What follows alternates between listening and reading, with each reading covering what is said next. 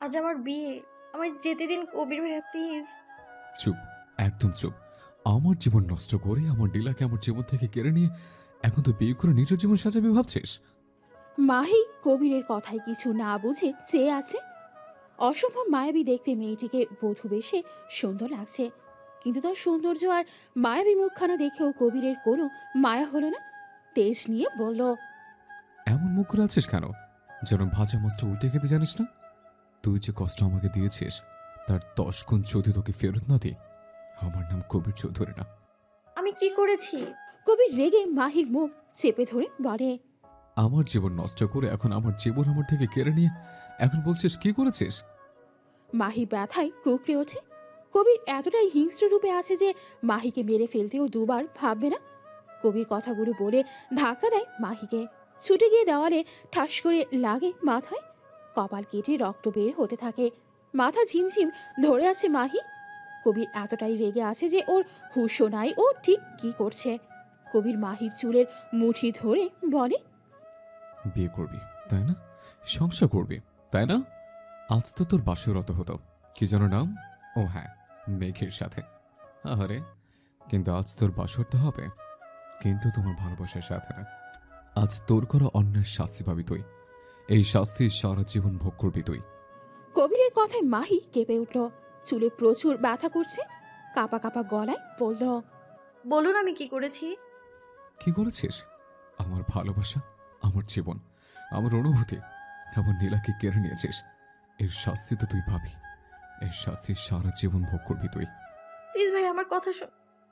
কবিরের আগানো দেখে মাহি পেছাতে লাগলো। কবিরের চোখে যেন কেউ আগুন ঠেলে দিয়েছে। ভয়ে রীতিমতো কাঁপতে লাগলো মাহি, তবুও কবিরকে বোঝানোর চেষ্টা করছে। কবির ভাইয়া, আমি আপনার পায়ে পড়ি, আপনি আমার এত বড় ক্ষতি করবেন না। তুই যেমন ক্ষতি করেছিস তার বেলায়। আমি কি করেছি বলুন আমায় প্লিজ। দয়া করে ভাইয়া প্লিজ বলুন আমায়। মেঘ আমার জন্য অপেক্ষা করছে, আমায় যেতে দিন প্লিজ। আমি পায়ে পড়ি আপনার।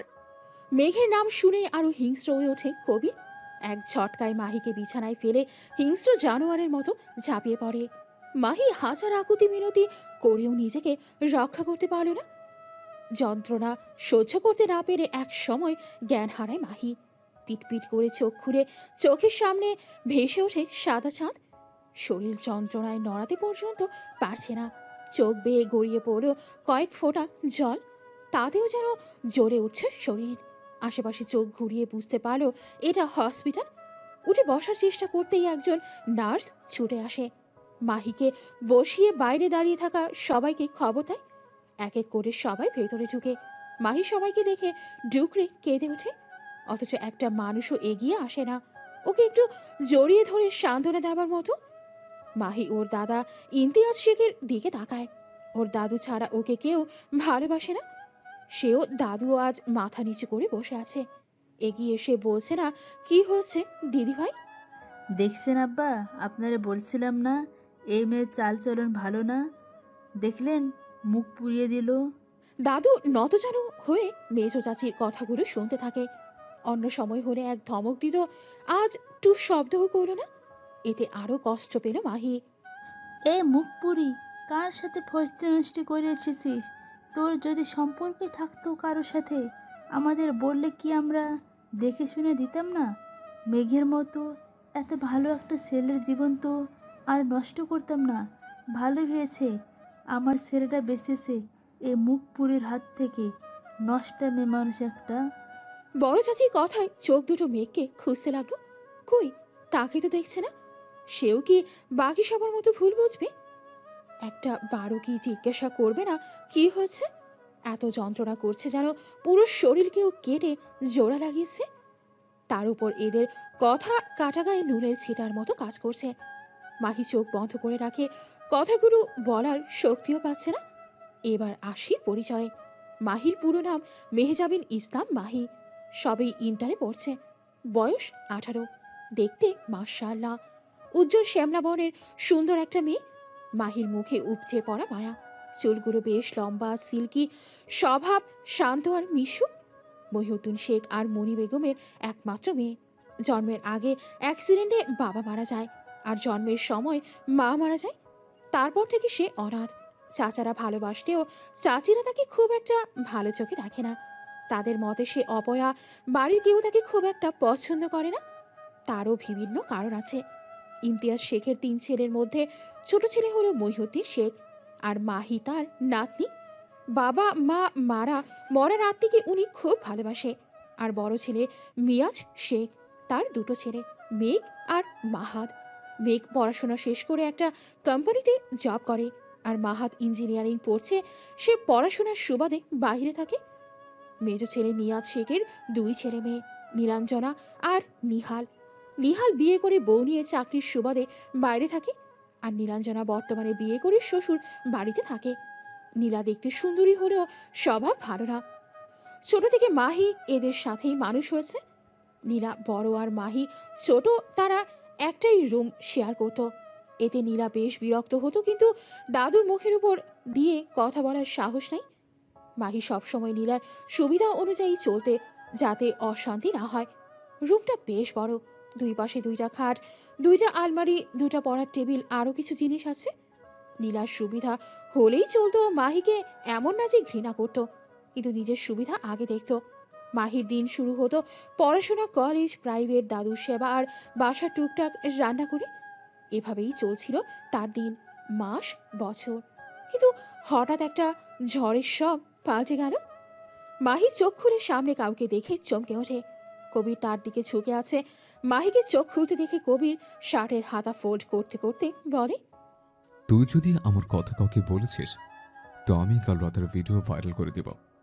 মাহির চোখ বেয়ে জল গড়িয়ে পড়ল। লোকটা কতটা নিষ্ঠুর, কাল জানোয়ারের মতো আচরণ করে সেগুলো আবার ভিডিও করেছে। কালকের কথা ভাবলেও গা গুড়িয়ে উঠছে ওর। আর ভাইরাল করলে তোর দাদু তা দেখে সোজা উপরে। মাহি ভয়ার্ত চোখে তাকিয়ে আছে কবিরের দিকে। এখন ভেবে দেখ আমার নাম নিবি কিনা। মাহি কথা বলতে পারলে একে শ্রেষ্ঠ কাপুরুষের উপাধি দিত, কিন্তু কালকের ঘটনার জন্য সে সাময়িকভাবে বাক শক্তি হারিয়ে ফেলেছে। ও সরি, তুই তো আবার কথা বলতে পারবি না। ভেবে দেখ কি করবি। বলেই কবির চলে যায়। মাহির বাক শক্তি ফেরার পর সে শুধু বলেছে, ওরা চোখ বেঁধে দিয়েছিল। তা কয়জন তোকে? মেজু চাচির সবার সামনে করা প্রশ্নে বুক ফেটে কান্না আসছে। মনে হচ্ছে ধারালো কিছু দিয়ে নিজেকে শেষ করে দিতে। বলতে ইচ্ছে করছে, আমার কি দোষ? কেন এমন হলো আমার সাথে? মাহি আর কোনো উত্তর দিতে পারল না। কি রে বল, কয়জন? এবার মাহি আর চুপ থাকতে পারল না। এবার একটু চুপ করেন চাচি, আর কত? চাচি বিড়বিড় করতে করতেই রুম থেকে চলে যায়। মাহি দরজা লক করে দেয়। অনেক টাকার পরও দরজা খুলে না। মাহি পুরো রুম খুঁজে একটা ধারালো কেচি পায়। সেটা দিয়ে নিজেকে আঘাত করার আগেই দরজা ভেঙে ভেতরে ঢুকে কবির। হাত থেকে কেচি ছুঁড়ে ফেলে দেয়। সবার সামনে ওকে কিছু না বলে সবার কাছে ভালো সাজার জন্য 2-4টে কথা বলে বেরিয়ে যায়। বাকিরা তাকে যা ইচ্ছা তাই বলতে থাকে। এই ঘটনার 1 সপ্তাহ হতে চলল। সবার কটু কথায় সে তীরে তীরে মরেছে। এই 1 সপ্তাহের মধ্যে মেঘের সাথে একবারও দেখা হয়নি ওর। মেঘ একবারও আসেনি। ঠিকই তো, ওর মতো নষ্ট মেয়েকে কেন কেউ ভালোবাসবে? আমার পক্ষে মাহিকে বিয়ে করা অসম্ভব দাদু। ইমতিয়াজ শেখ মেঘের দিকে তাকিয়ে তাচ্ছিল্য হাসে। এই মেঘই কিনা মাহিকে বিয়ে করার জন্য দাদুর কাছে কত মিনতি করেছে, কত ভালোবাসা দেখিয়েছে। সবার সামনে কথাটা বলেই ঠায় দাঁড়িয়ে রইল মেঘ। আব্বা, আপনি এখন আমার ছেলেকে ওই নষ্টা মেয়েকে বিয়ে করতে বলবেন না। মেঘ বলে দিয়েছে ও বিয়ে করবে না। নষ্টা কথাটা কানে যেতেই কবিরের কেমন যেন লাগলো। নিজে বিড়বিড়িয়ে উচ্চারণ করল, নষ্টা। না জানি কয়জন মিলে শরীরদারে ছিঁড়ে খাই। আর সহ্য হলো না কবিরের। নাফ, ব্যাস অনেক বলেছেন আপনি। কতটুকু বলেই কবিরের চোখ যায় সিঁড়ি বেয়ে ছাদে ওঠা মাহির দিকে। সেদিক থেকে চোখ সরিয়ে আবারও কিছু বলতে যাবে, হুট করে কি মনে করেই ছাদের দিকে দৌড়ায় কবির। হঠাৎ এভাবে দৌড়াতে দেখে সবাই সেদিকে তাকায়। এবার সবাই সেদিকে দৌড় দেয়। ছাদের দরজা ভেতর থেকে লাগানো দেখে সবাই মাহিকে ডাকতে থাকে। কবিরের কেন যেন খুব অস্থির লাগছে। মনে হচ্ছে এই বুঝি সব শেষ হয়ে গেল।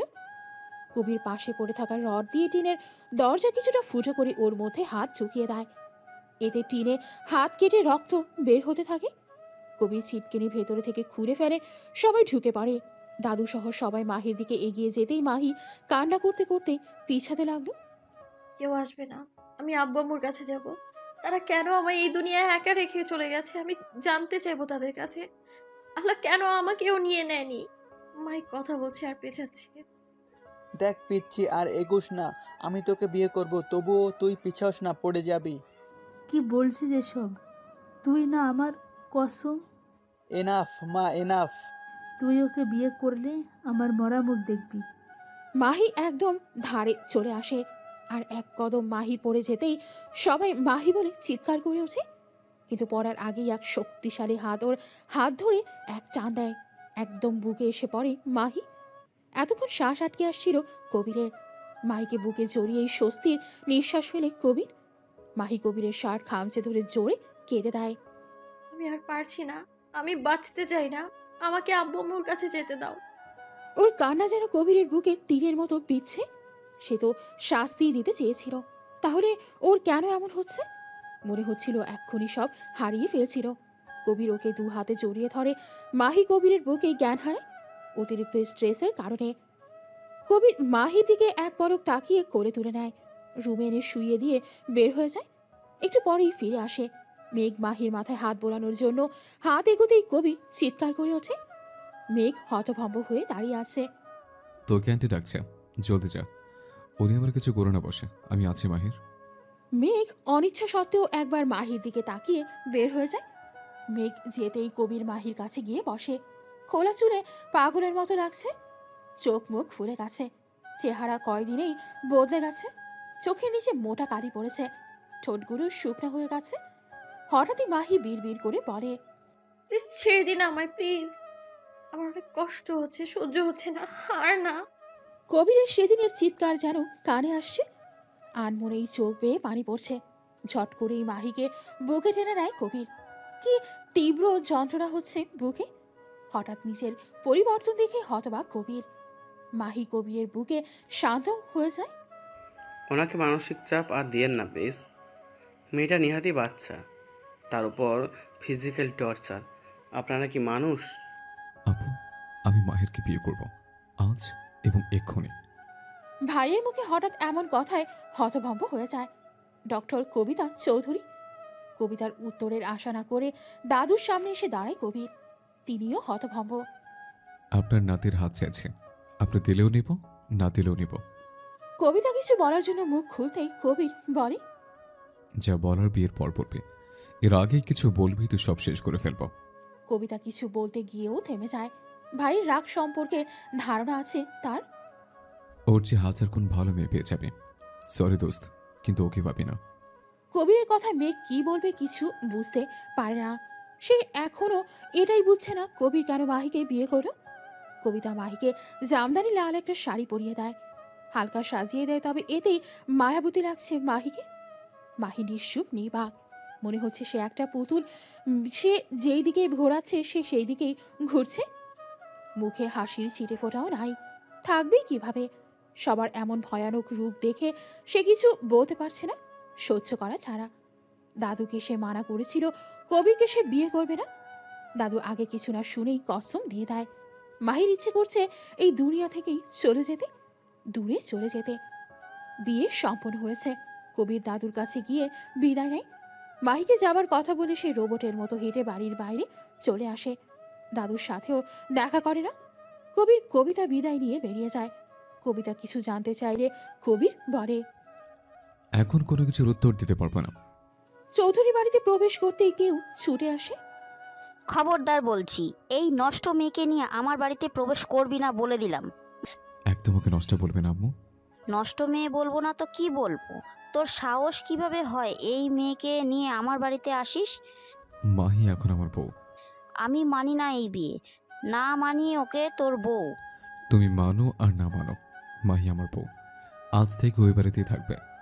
কবির, আমি তোর মা হই। রিয়েলি?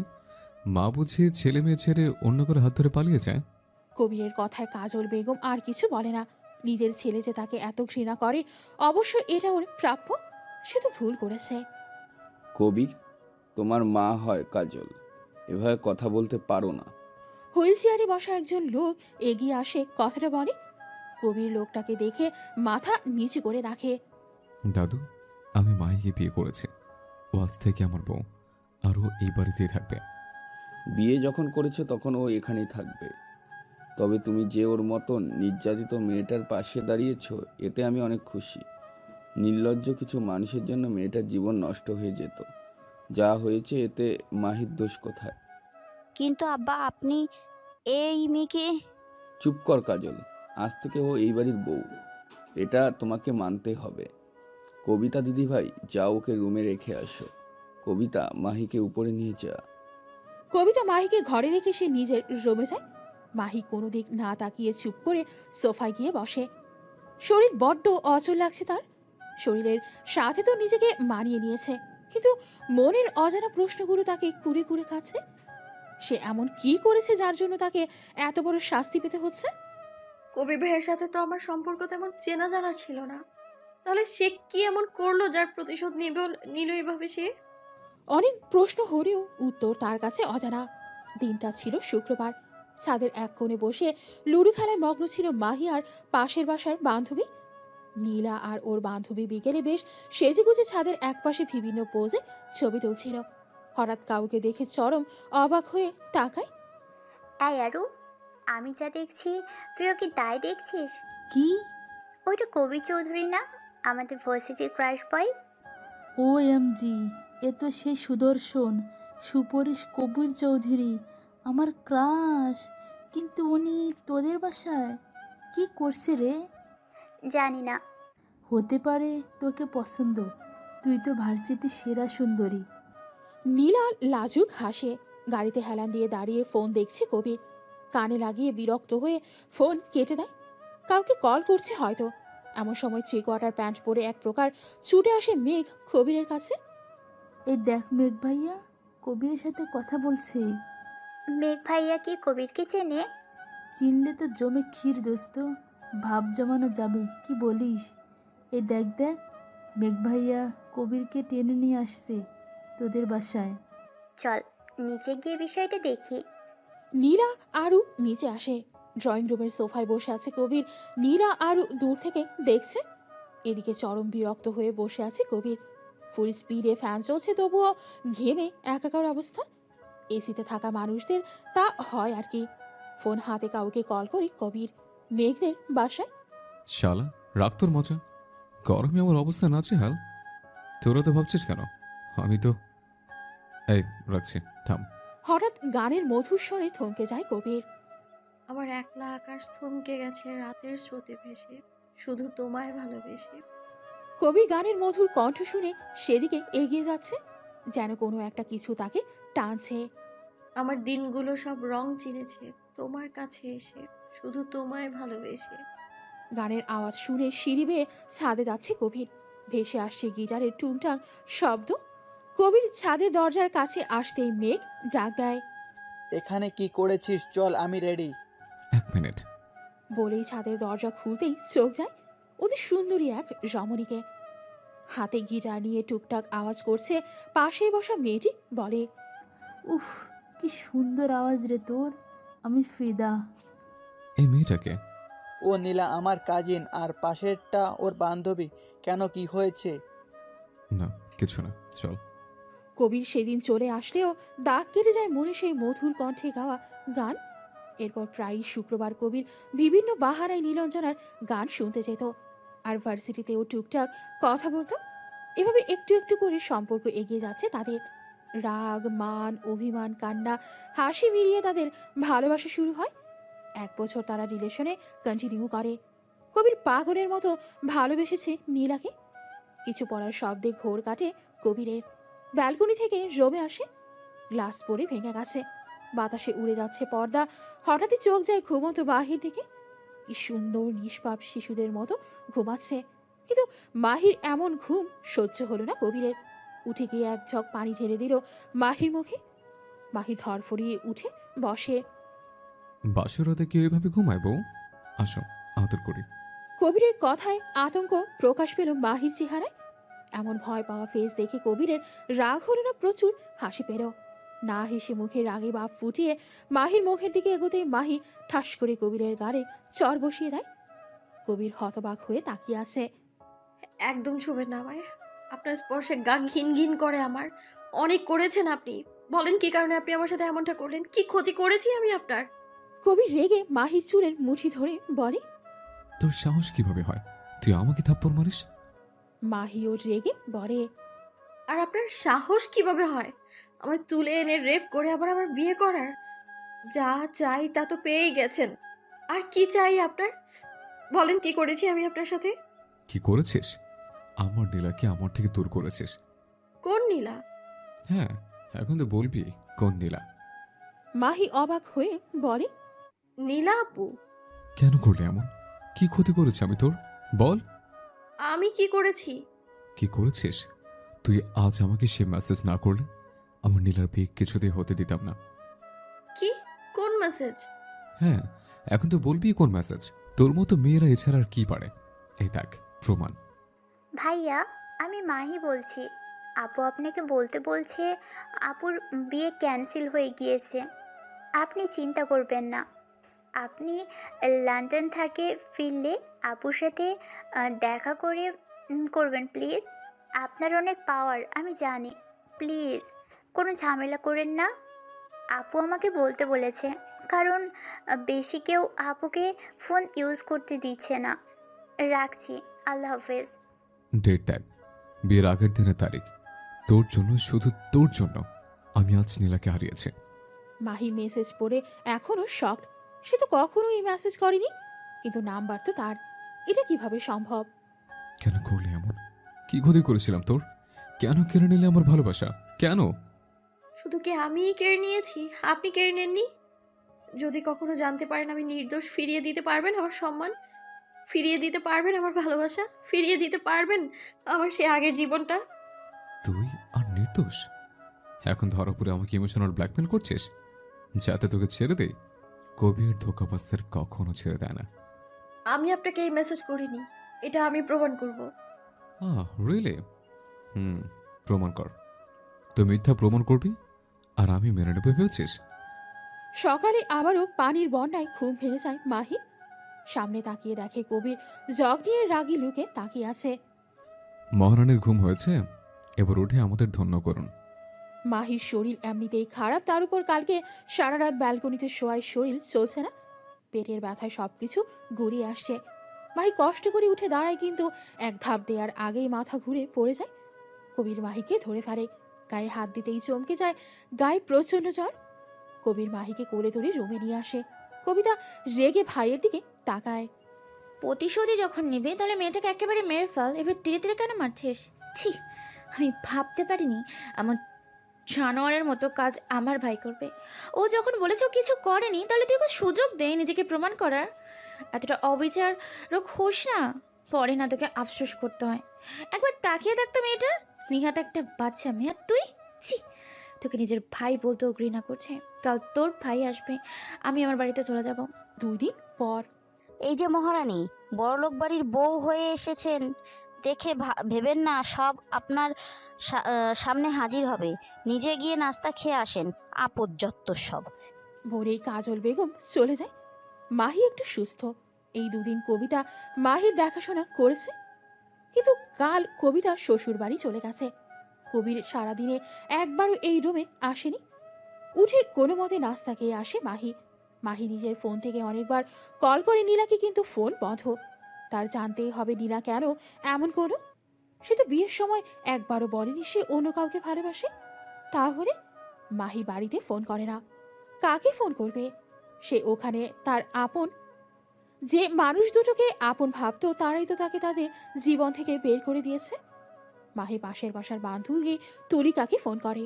2 বার রিং হতেই তুলিকা ফোন রিসিভ করে। মাহি, কেমন আছিস? কতদিন পর ফোন করলি। জানিস তোকে কতবার ফোন করেছি, তোর ফোন বন্ধ কেন? তুই ঠিক আছিস তো? না, মরে বেঁচে আছি। এভাবে বলিস না প্লিজ। আমার একটা কাজ করবি? বল না, কি কাজ? ওই বাড়িতে নীলাপু আসলে আমাকে ফোন করে জানাবি। কিন্তু কেন? তোকে পরে বলবো সবটা, এখন রাখছি। ভালো থাকিস। তুলিকা কিছু বলার আগেই মাহি কেটে দেয়। চোখ বন্ধ করতেই চোখ ভেসে ওঠে অতীত। দাদুর পরে আগলে রাখার মতো হাত পেয়েছিল মেঘের। মেঘ যখন মাহিকে মনের কথা বলে তখন মাহি সব নতুন ট্রেনে উঠেছে। মাহিকে একটা ছেলে প্রপোজ করেছিল সেদিনই। মেঘ রেগে মাহিকে থাপ্পড় মেরেছিল। মাহি রেগে বিভিন্ন কথা বলতেই মেঘ সেদিন বাড়ির সবার সামনে বলেছিল ও মাহিকে বিয়ে করবে ওর ইন্টার শেষে। সেদিন সবাই অনেক মানা করলেও সে একই জিদে অটল ছিল। কেউ না মানলেও দাদু মেনে নিয়েছিল। তখনই মেঘ মাহিকে রিং পরিয়ে দেয় আর মাহি আর হয়ে যায় মেঘের। মাহির মনেও ধীরে ধীরে জন্ম হয় মেঘের প্রতি ভালোবাসা। শুরু হয় তাদের নতুন অধ্যায়। মাহি ভালোই ছিল জীবনে, হাজার অবহেলার পর কারো ভালোবাসা পেয়ে। কিন্তু ভাগ্য তার সহায় হলে তো। গেট খোলার শব্দে চোখ মেলে তাকায় মাহি। কবিকে ঢুকতে দেখে আবারও চোখ বন্ধ করে নেয়। এই মানুষটার ছায়াও যেন তার সহ্য হচ্ছে না। 2 দিনে তার সাথে কবিরের মুখোমুখি কমই হয়েছে। গায়ে কিছু পড়তেই মাহি চোখ খুলে তাকায়। সাইন কর। মাহি একবার কবির তো একবার কাগজের দিকে তাকায়। ডিভোর্স পেপার দেখে বলে, বিয়ের কয়েকদিন পরেই ডিভোর্স কোর্ট মানবে বুঝি? কবির মাহির কোনো রিয়াকশন না দেখে অবাক হয়। সে তো ভেবেছিল মাহি কষ্ট পাবে, তার কাছে আকুতি মিনতি করবে যেন তাকে ডিভোর্স না দেয়। কিন্তু মাহির এমন কথায় কিছুটা ভ্রু কুচকে তাকায় কবির। কবির যতটুকু মাহিকে দেখেছে খুব শান্তশিষ্ট আর ভীতুটাই। তাহলে আজ এমন নিরুত্তর কেন?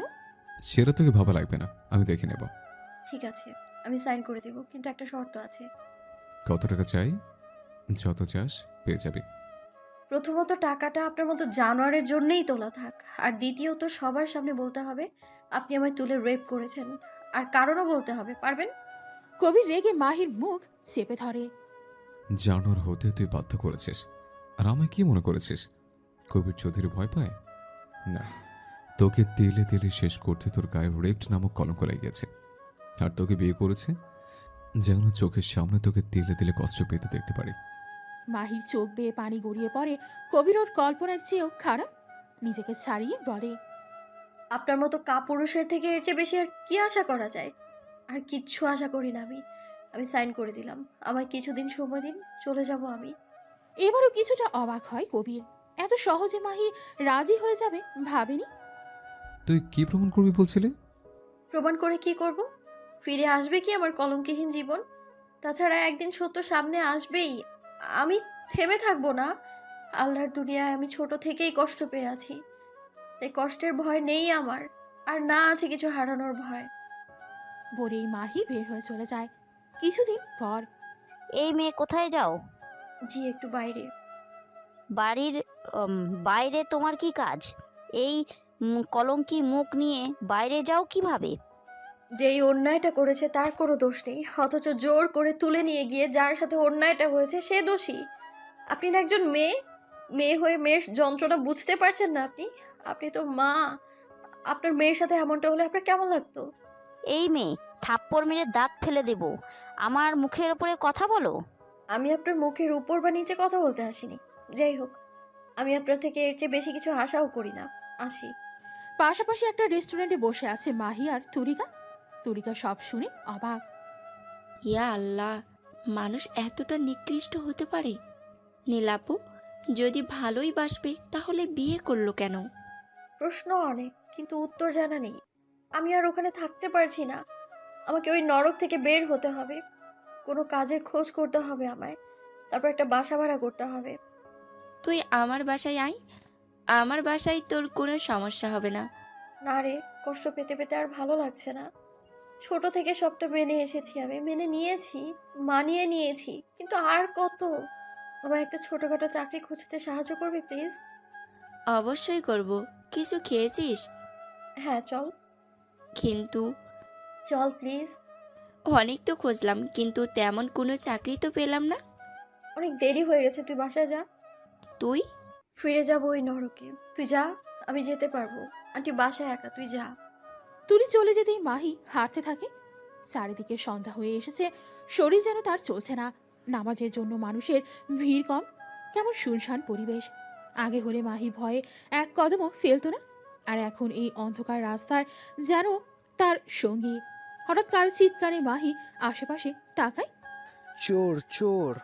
মাহি সামনে একটা লোককে আসতে দেখে পাশে থাকা ইট তুলে ছুঁড়ে মারে। লোকটার পায়ে লাগতেই লোকটা নিচে বসে পড়ে, আর পিছু করতে থাকা দুইটা লোক তাকে ধরে ফেলে।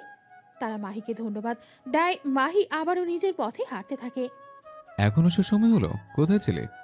তার উত্তর আপনাকে দিতে বাধ্য নই আমি। কি বললি? খুব সাহস বেড়েছে, তাই না? আপনি আর এখন আমার স্বামী নন, তাই আমি কোথায় গিয়েছি সেটা আপনাকে বাধ্য নই আমি। তুই রাত ভরে ফষ্টি নষ্ট করবি আর আমাকে বলতে বাধ্য নয়? ভাষা ঠিক করুন। আর আমি যাই করি তাতেই আপনার সমস্যা কেন? আমি খারাপ কাজ করলেও আপনার কি তাতে? নাকি শারীরিক চাহিদা মেটে? মাহি ছিটকে পরে খাটের কোণায় মাথা কিছুটা ছিলে যায়। কবির রাগে টকবক করে বের হয়ে যায়। মাহি চুপচাপ বসে থাকে। এত ব্যথা সহ্য করে এই ব্যথা তার কাছে তুচ্ছ। রাত প্রায় 2:30। কবির রুমে এসে দেখে মাহি আগের মতো সেখানেই বসে গুটিসুটি মেরে ঘুমাচ্ছে। কপালের ক্ষত এখনো শুকায়নি, রক্ত জমাট বেঁধে আছে। কবির বক্স তুলে ঔষধ বের করে কাটা জায়গায় লাগিয়ে দেয়। ব্যথায় ঘুমের মাঝেও কেঁপে ওঠে। কবির সেখানেই বসে পড়ে। মাহি গরম কিছুর সন্ধানে কবিরকে জড়িয়ে ধরে। কবির মাহির দিকে তাকিয়ে আর নিজেকে ছাড়িয়ে নেয় না। কেন জানি শান্তি লাগছে। আজানের শব্দে ঘুম ভেঙে যায় মাহির। কবিরকে নিজের এত কাছে দেখে ছিটকে সরে আসে মাহি। মাহি সরে আসতেই কবির পড়ে যেতে লাগলে জড়িয়ে ধরে মাহি। কবিরের গা বেশ গরম হয়ে আছে। মাহি কপালে হাত রেখে বুঝতে পারে কবিরের জ্বর এসেছে। মাহি কোনো মতে তুলে বিছানায় শুইয়ে দেয়। কাঁথা টেনে ফ্রেশ হয়ে নামাজ পড়ে নেয়।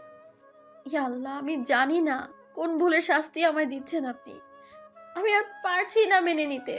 আমি আমার জীবনের নতুন পথ বেছে নিতে চাই। আমায় সাহায্য করুন আপনি। আমিন। নামাজ শেষ করে মাহি একবার কবিরের দিকে তাকায়। জ্বরে আক্রান্ত মানুষের সেবা না করা কি ঠিক হবে? যতই হোক স্বামী তার। মাহি ভয়ে ভয়ে কবিরের পাশে বসে। মাথায় হাত রাখতেই কবির হাত টেনে জড়িয়ে ধরে। মাহি চমকে সরে আসতে চেয়েও পারে না। কবির কি যেন বিড়বিড় করছে। মাহি মুখটা নামিয়ে শুনতে পেল। আমি যে আমার প্রিয়জনীকে অনেক ভালোবাসি, কেন করলো আমার সাথে এমন? ওকে ছাড়া যে আমি ভালো নেই। ওর গান যে আমার অভ্যাস হয়ে গেছে। ওর মধুর কণ্ঠ না শুনলে যে মনটা ব্যাকুল হয়ে ওঠে। মাহি বুঝলো নীলার কথা বলছে। একটা দীর্ঘশ্বাস ফেলে নিজেকে ছাড়িয়ে নিয়ে পানি এনে কবিরের মাথায় দিতে থাকে। কবির পিট পিট করে একবার মাহিকে দেখে, আবারও চোখ বন্ধ করে নেয়। মাহি পানি ঢেলে এবার মাথা মুছিয়ে নেয়। কবির বারবার মাহির কাঁধে হেরে পড়েছে, এতে মাথা মুছতে সমস্যা হচ্ছে। কোনো মতে মুছিয়ে ঔষধ খাইয়ে দেয়। ঘড়িতে 6টা বাজে। এত সকালে এই বাড়ির কেউ ওঠে না। মাহি নিজের লাগেজ বের করে সব গুছিয়ে নেয়। একটা নোট লিখে বেরিয়ে আসে ওই রাজমহলের খাঁচা থেকে। অজানা গন্তব্যে হাঁটতে থাকে মাহি। আল্লাহর উপর ভরসা করে সে বাকি পথ এগোবে। 15 দিন পর। কবির, কোথায় তুই? বের হ। কবির নাস্তা করছিল। হঠাৎ মেঘের আগমনে কিছুটা অবাক হয়। কি হয়েছে? সকাল সকাল এইভাবে চিল্লাচিল্লি করছিস কেন? মেঘ কবিরের কলার ধরে বলে। কেন ওর সাথে এমন করলি? কি ক্ষতি করেছিল মাহি তোর? মেঘ ছাড়ো। মেঘ কারো কথা শোনে না, আবারও চিল্লিয়ে বলে। কেন, কি ক্ষতি করেছিল মাহি বল? আমি বা কি করেছি তোর বল? কেন কেড়ে নিলি আমার জীবন থেকে? কেন কেন ওর এত বড় ক্ষতি করলি? তুই ওকে তুলে নিয়ে রেপ্ট করেছিস। কথাটা যেন বাড়িতে বাজতে লাগলো। বলল, কবির, কেন করেছিস? কারণ ও আমার থেকে ভালোবাসা কেড়ে নিয়েছে, আমাদের শাস্তি দিয়েছে। ভালোবাসা মানে? হ্যাঁ, ভালোবাসা। ও আমার থেকে আমার নীলাকে কেড়ে নিয়েছে, আমার ভালোবাসা কেড়ে নিয়েছে। কি? অবাক হচ্ছিস? আরে, ওই মেয়েটা আমার সাথে ধোঁকা করেছে, আর তুই ভালোই জানিস ধোঁকাবাজদের আমি ছেড়ে দিই না। ধোকা? কবির সব বলতেই মেঘ অবাক হয়ে বলে, নীলা তোকে ভালোবাসে? হ্যাঁ, কিন্তু ওই মেয়েটার জন্য আমি ওকে হারিয়ে ফেলেছি। তুই পাগল হয়ে গেছিস। কোনো কিছু না জেনে তুই ওর এত বড় ক্ষতি করে দিলি। আর নীলা যদি তোকে ভালোবাসবে তাহলে বিয়ের দিন একবারও বলেনি কেন? তাছাড়া নীলা রিয়াদকে ভালোবাসে বিয়ে করেছে, কেউ ওকে জোর করেনি। তুই মিথ্যা বলছিস, নিজের ভালোবাসা বাঁচানোর জন্য মিথ্যা বলছিস। আমি মিথ্যা বলছি না, তুই ভালোই জানিস আমি মিথ্যা বলা পছন্দ করি না। আর আর মেসেজ এর কথা বলছিস না, সেদিন নীলার বিয়ে হয়, সেদিন মাহি সারাটাক্ষণ আমার সাথেই ছিল। ওর কাছে ফোন ছিল না, ও তো সেদিন ফোন খুঁজে পাচ্ছিল না। মেয়েটা সেদিন কত কেঁদেছিল। আমার দেওয়া ফোন সে হারিয়ে ফেলেছে বলে। আর মাহি মেসেজ করলে বাংলায় করে, ইংলিশে করে না। যদি তুই সত্যি বলিস তাহলে মেসেজ। জানি না, আজ থেকে তোর থেকে বন্ধুত্ব শেষ। মাহিকে ডেকে দে, আমি ওকে নিজের সাথে নিয়ে যাব, চলে যাব এখান থেকে অনেক দূরে। মাহি, মাহি। মাহি তো নেই, ও তোমাদের বাসায় নাই। আমাদের বাসায় মানে? বিয়ের পর ওর সাথে আমাদের কোনো কথা হয়নি, ওর ফোন বন্ধ। কিন্তু মাহি তো 15 দিন আগেই এ বাড়ি ছেড়ে চলে গেছে, আমি ভেবেছি ও তোমাদের বাসায় আছে। কি? ও বাড়ি ছেড়ে চলে গেছে আর এ কথা একবারও আমাদেরকেও জানানোর প্রয়োজন মনে করেননি? আই সোয়ার, যদি মাহির কিছু হয় আমি তোকে ছাড়বো না কবির। কবির ধপ করে বসে পড়ে। কিছুদিন পর মেঘ ক্লান্ত হয়ে বাসায় ফিরে এত খোঁজ করেও মাহিকে পেরো না মেঘ। মেঘ সোফায় বসে মাথা এলিয়ে দেয়।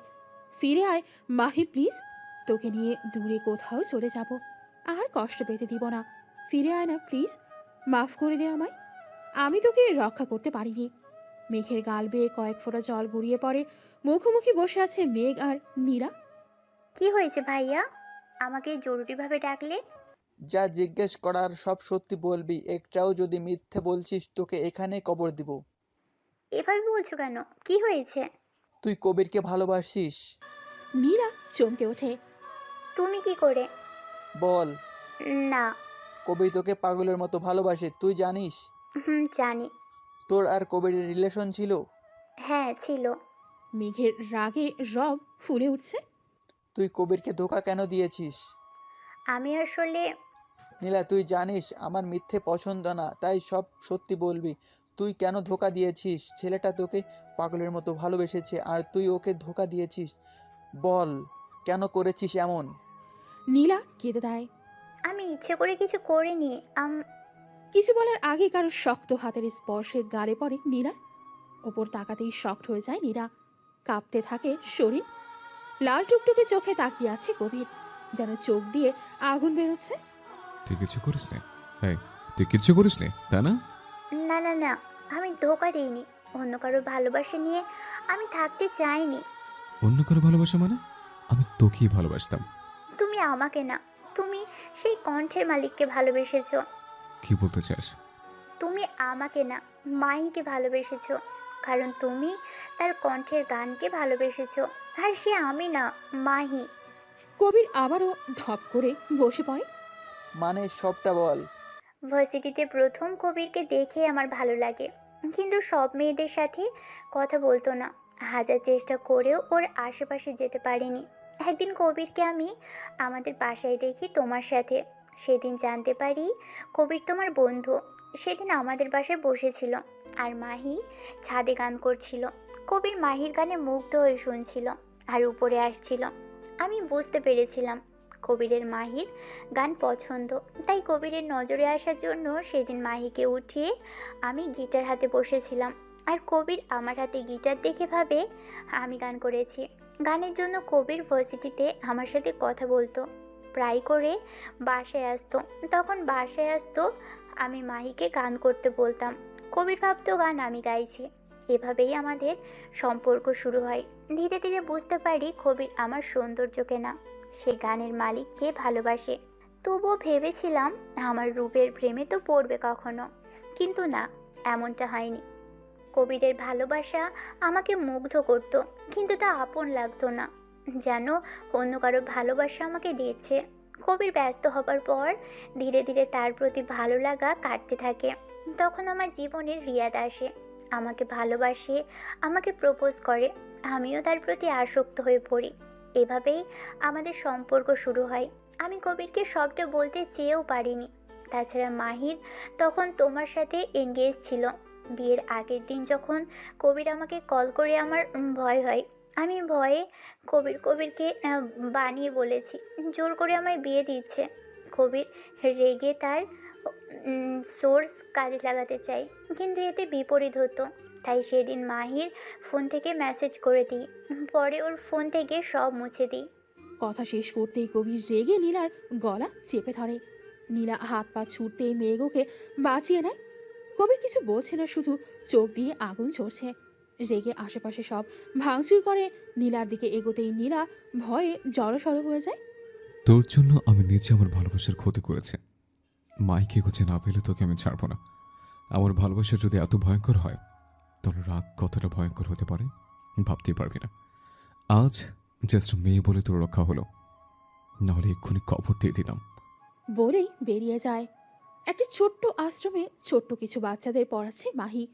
বাচ্চাগুলো শান্তভাবে পড়লেও নিজেকে শান্ত রাখতে পারছে না মাহি। শরীর গুলিয়ে আসছে, মাথা চক্কর দিয়ে উঠল। পড়ে যেতে নিয়ে কেউ ঝড়ের বেগে এসে জড়িয়ে ধরে।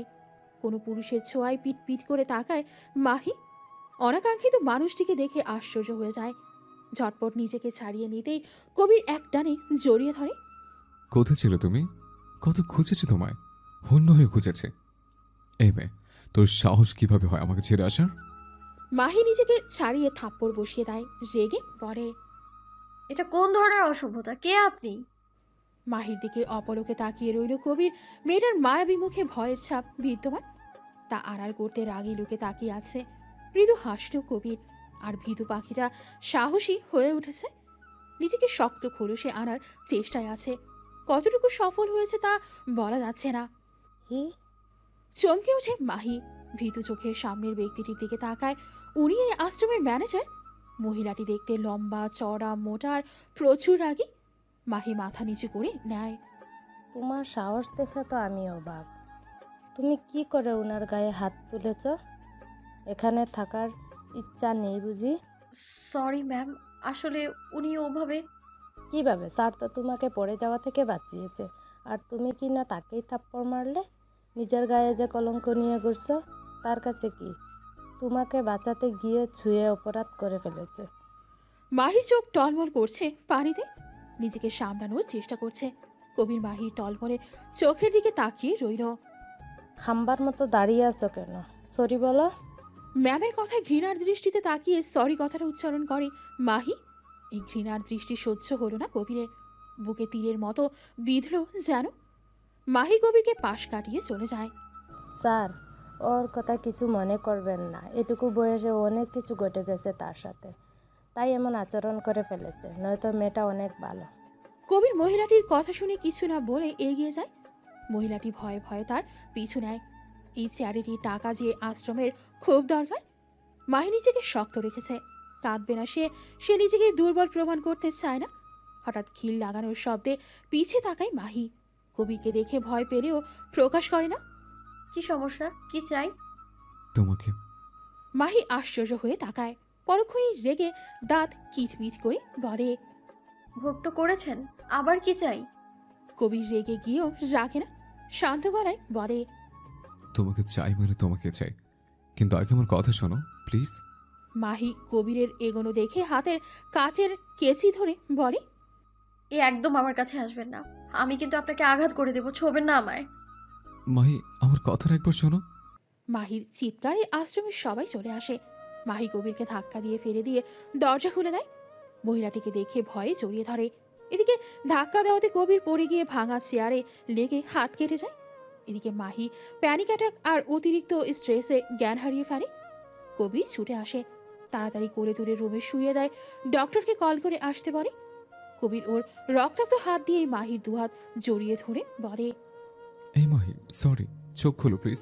বাকি সবাই অবাক হয়ে যায়। কি হচ্ছে কিছুই বুঝতে পারছে না। মহিলাটি অর্থাৎ হানিফা বেগম বলে। কিছু হয়নি ওর। কবির রেগে বলে। কিছু হয়নি মানে? ও চোখ খুলছে না, আর আপনি বলছেন কিছু হয়নি। কবিরের রেগে যাওয়াতে হানিফা আমতা আমতা করে বলে। এই সময়ে হয় এমন। কবির আশ্চর্য হয়ে বলে। এই সময় মানে? হানিফা বেগম বলে। আসলে ও 2 মাসের অন্তঃসত্ত্বা। মাথায় যেন বাজ পড়ল কবিরের। মানে মাহি প্রেগনেন্ট? কবিরের হাত আপনা আপনি চলে গেল মাহির পেটে। এখানে ওর বাচ্চা আছে, ওর আপন বাচ্চা। ভাবতেই খুশিতে চোখ জলজল করে উঠল কবিরের। স্যার, বলেছিলাম কি আপনার হয়তো ওকে পছন্দ হয়েছে, কিন্তু ও প্রেগনেন্ট। আসলে ওকে রেপ করা হয়েছে, আর কার না কার বাচ্চা ও নিজেও জানে না কে ওকে রেপ করেছে। আমাদের এখানে অনেক সুন্দরী মেয়ে আছে। আগে কিছু বলতেই পারল না। কবির পাশে থাকা জগ তুলে আছাড় মারে। রাগের চোখ লাল হয়ে গেছে। প্রচুর রেগে বলে। চুপ, একদম চুপ। মাহি আমার ওয়াইফ, খবরদার ওর নামে উল্টাপাল্টা কিছু বললে জ্যান্ত কবর দেব। আর কি বললেন? কার না কার বাচ্চা? খবরদার আমার বাচ্চার দিকে আঙুল তুলেছেন তো। ওর পেটে আমার বাচ্চা, আমার কবির চৌধুরীর অংশ ও। হানিফা বেগম চোখ বড় বড় করে তাকিয়ে আছে। শুকনো একটা ঢোক গিলে একপাশে চুপ করেই রইল সে। কিছুক্ষণ পর ডাক্তার আসে, চেক করে বলে। কে হয় তোমার? কবির সোজা সাপটা জবাব দেয়। ওয়াইফ। শুনে কিছুটা অবাক হয় ডাক্তার সাহেবা। তোমার বউ অনেক ছোট, এই বয়সে বাচ্চা না নিলেও হতো। শরীর অতিমাত্রায় দুর্বল, এই রকম চললে বড় ক্ষতি হয়ে যাবে। মনে হয় অতিরিক্ত টেনশন করে। এত টেনশন করলে বাচ্চার সাথে নিজের জীবনও রিস্কে থাকবে। শরীরও দুর্বল। আমি কিছু টেস্ট আর ওষুধ লিখে দিচ্ছি, টেস্ট করিয়ে আমার সাথে দেখা করবেন। আর এই ওষুধগুলো টাইম টু টাইম দিবেন। ডাক্তারের সাথে বেরিয়ে যায় হানিফা বেগম। কবির এক ধ্যানে মাহির দিকে তাকিয়ে রইল। মাহির জ্ঞান ফিরে পাশে দেখে হানিফা বেগম বসে আছে। উনি স্বভাবসুলভ ধমক দিয়ে বলে, এখনই এত জ্ঞান হারানোর কি আছে বাপু? কই, আমি তো 4টা ছেলে মেয়ে জন্ম দিয়েছি, এমন তো হয়নি। এই না, খাবার খেয়ে আমাকে উদ্ধার করো। মাহি ধীর কণ্ঠে বলে, উনি কি চলে গেছে? উনি কে? মানে ওই যে আজ। ওনার তো আর কোনো কাজ নেই, তোমার জন্য বসে রইবে। উনি কি জানে আমি অন্তঃসত্ত্বা? না, উনি জেনে কি করবে? স্বস্তির নিঃশ্বাস ফেলে মাহি। নিজের পেটে হাত রাখে সে। এদিকে আড়ালে দাঁড়িয়ে মাহির কথাগুলো শুনে কবির, এই মেয়ে, একদম আমার কথার অবাধ্য হবে না, বলে দিলাম। তোমাকে টেস্ট করানোর জন্য যেতেই হবে। তাছাড়া এই টাকা তো আশ্রমের অংশ, তোমাদের জন্য বরাদ্দ। কোনো মতে মাহিকে রাজি করিয়ে টেস্টগুলো করিয়ে আনে হানিফা বেগম। কবির তখন আশেপাশেই ছিল। সে মাহিকে উত্তেজিত করতে চায় না। কবির এসব করছে জানলে সে কিছুতেই টেস্ট করাবে না। গাড়িতে বসে আছে কবির, সিসিটিভিতে মাহিকে দেখছে। মাহি ঘুমিয়ে যেতেই কবির মাহির রুমে প্রবেশ করে। সিংয়ের একটা বেডে গুটিয়ে ঘুমিয়ে আছে মাহি। কবির মাথার কাছে বসে হাত বুলিয়ে দেয়, পায়ের তলায় তেল দিয়ে হালকা মালিশ করে দেয়। দূর থেকে এই দৃশ্য দেখে মুচকি হাসে হানিফা বেগম। সারা রাত মাহির পাশে বসে থাকে। হুট করে যদি মাহির কিছু লাগে, যদি শরীর খারাপ করে, এরপর ভোরের দিকে বের হয়ে যায় কবির। এভাবেই কেটে যায় 2 দিন। রিপোর্টে পেয়ে স্বস্তির নিঃশ্বাস ফেলে কবির। রিপোর্টে সব ভালো, কিন্তু মাহির শরীর দুর্বল, খেতে হবে আর ওষুধগুলো খেতে হবে। বেশি টেনশন করা যাবে না, আরাম করতে হবে। এদিকে মাহিও স্বস্তির সাথে থাকছে। কবির আসছে না দেখে, কিন্তু সে তো আর জানে না কবির তার সামনে না থাকলেও তার সাথেই আছে, সর্বক্ষণ তাকে চোখে চোখে রাখছে। মাহি গোসল করে রুমে এসে ভেজা চুলগুলো শুকাচ্ছে। সদ্য গোসল করা রমণের দিকে তাকিয়ে আছে কবির। সে কখনো মাহিকে সেভাবে খেয়ালই করেনি। উজ্জ্বল শ্যামলা বর্ণের অসম্ভব সুন্দর একটা মায়াবী পুতুল বলা যায় মাহিকে। লম্বা চুলগুলো উড়ে এসে তার মুখে পড়ছে। হঠাৎ কারেন্ট চলে যাওয়ায় বিন্দু বিন্দু ঘাম জমেছে কপালে। গরম পড়েছে অনেক, বাধ্য হয়ে চুলগুলো খোপা করে দেয়। এতেই মেজাজ বিগড়ে যায় কবিরের। ভেজা চুল বেঁধে রাখলে ঠান্ডা লেগে যাবে। বড় কথা হলো মাথা ব্যথাও তো করতে পারে। কাউকে কল করে কি যেন বলতেই কারেন্ট চলে আসে। এদিকে মাহিও স্বস্তির নিঃশ্বাস ফেলে, বাপরে যা গরম। আবার এত তাড়াতাড়ি কারেন্ট চলে আসায় অবাকও হয়। এখানে কারেন্ট গেলে ঘন্টাখানেক পরেই আসে। কয়েক মিনিটেই কারেন্ট আসায় অবাকই হয়েছে। মাহি নিজের অবাকত্বকে বেশি প্রশ্রয় না দিয়ে বাচ্চাদের পড়ানোর জন্য এগিয়ে যায়। কিন্তু বাচ্চাদের বিল্ডিংয়ে মেরামত চলছে দেখে এক দফা অবাক হয়ে তাকায়। যতটুকু জানে এই আশ্রমটার ফান্ড অনেক কম। মিসেস হানিফা বেগমকে দেখে এগিয়ে গিয়ে বলে, ম্যাম এসব কি হচ্ছে? দেখেছই তো কি হচ্ছে। এই বিল্ডিংটা মেরামত করে রং করবে। বাচ্চাদের ভাঙাচোরা চৌকির বদলে নতুন চৌকির ব্যবস্থা করা হয়েছে। এখন বাচ্চাদের আর নিচে ঘুমাতে হবে না। আজ তো পড়ানো নাই, তুমি যাও, রেস্ট করো। ম্যাম আপনি অনুমতি দিলে আমি একটু বাইরে যেতে পারি। কোথায় যাবে? একটু কাজ আছে। ঠিক আছে, যাও। অনুমতি পেয়ে মাহি বেরিয়ে পড়ে। 2টা মাস হয়ে গেল সে দাদু নামক ব্যক্তিটিকে দেখেনি। হাজার হোক বাবা মার পরে সেই একজন আপন বলেছিল। মাহি বোরখা পরে ন্যাকাপ পরে নেয়। কিছু দূর হেঁটে বাসের জন্য অপেক্ষা করতে বাস চলে আসে। মাহি বাসে উঠে পড়ে। এত গরম, তার উপর এই মানুষের ভিড়ে অস্বস্তি লাগছে খুব। তার উপর একটা লোক কিভাবে যেন চেয়ে আছে তার দিকে। মাহি সিটে হেলান দিয়ে মাথা এলিয়ে দেয়। ইদানিং শরীর বড্ড অচল হয়ে গেছে। ধপ করে পাশের সিটে কেউ একজন বসতেই পাশে তাকায় মাহি। মাস্ক পরিহিত একটা লোক, তার পাশের ওই লোকটা কোথায় গেল? যাই হোক, অমন অশ্লীল লোকের থেকে তো ভালো গায়ে ঘেঁষছে না।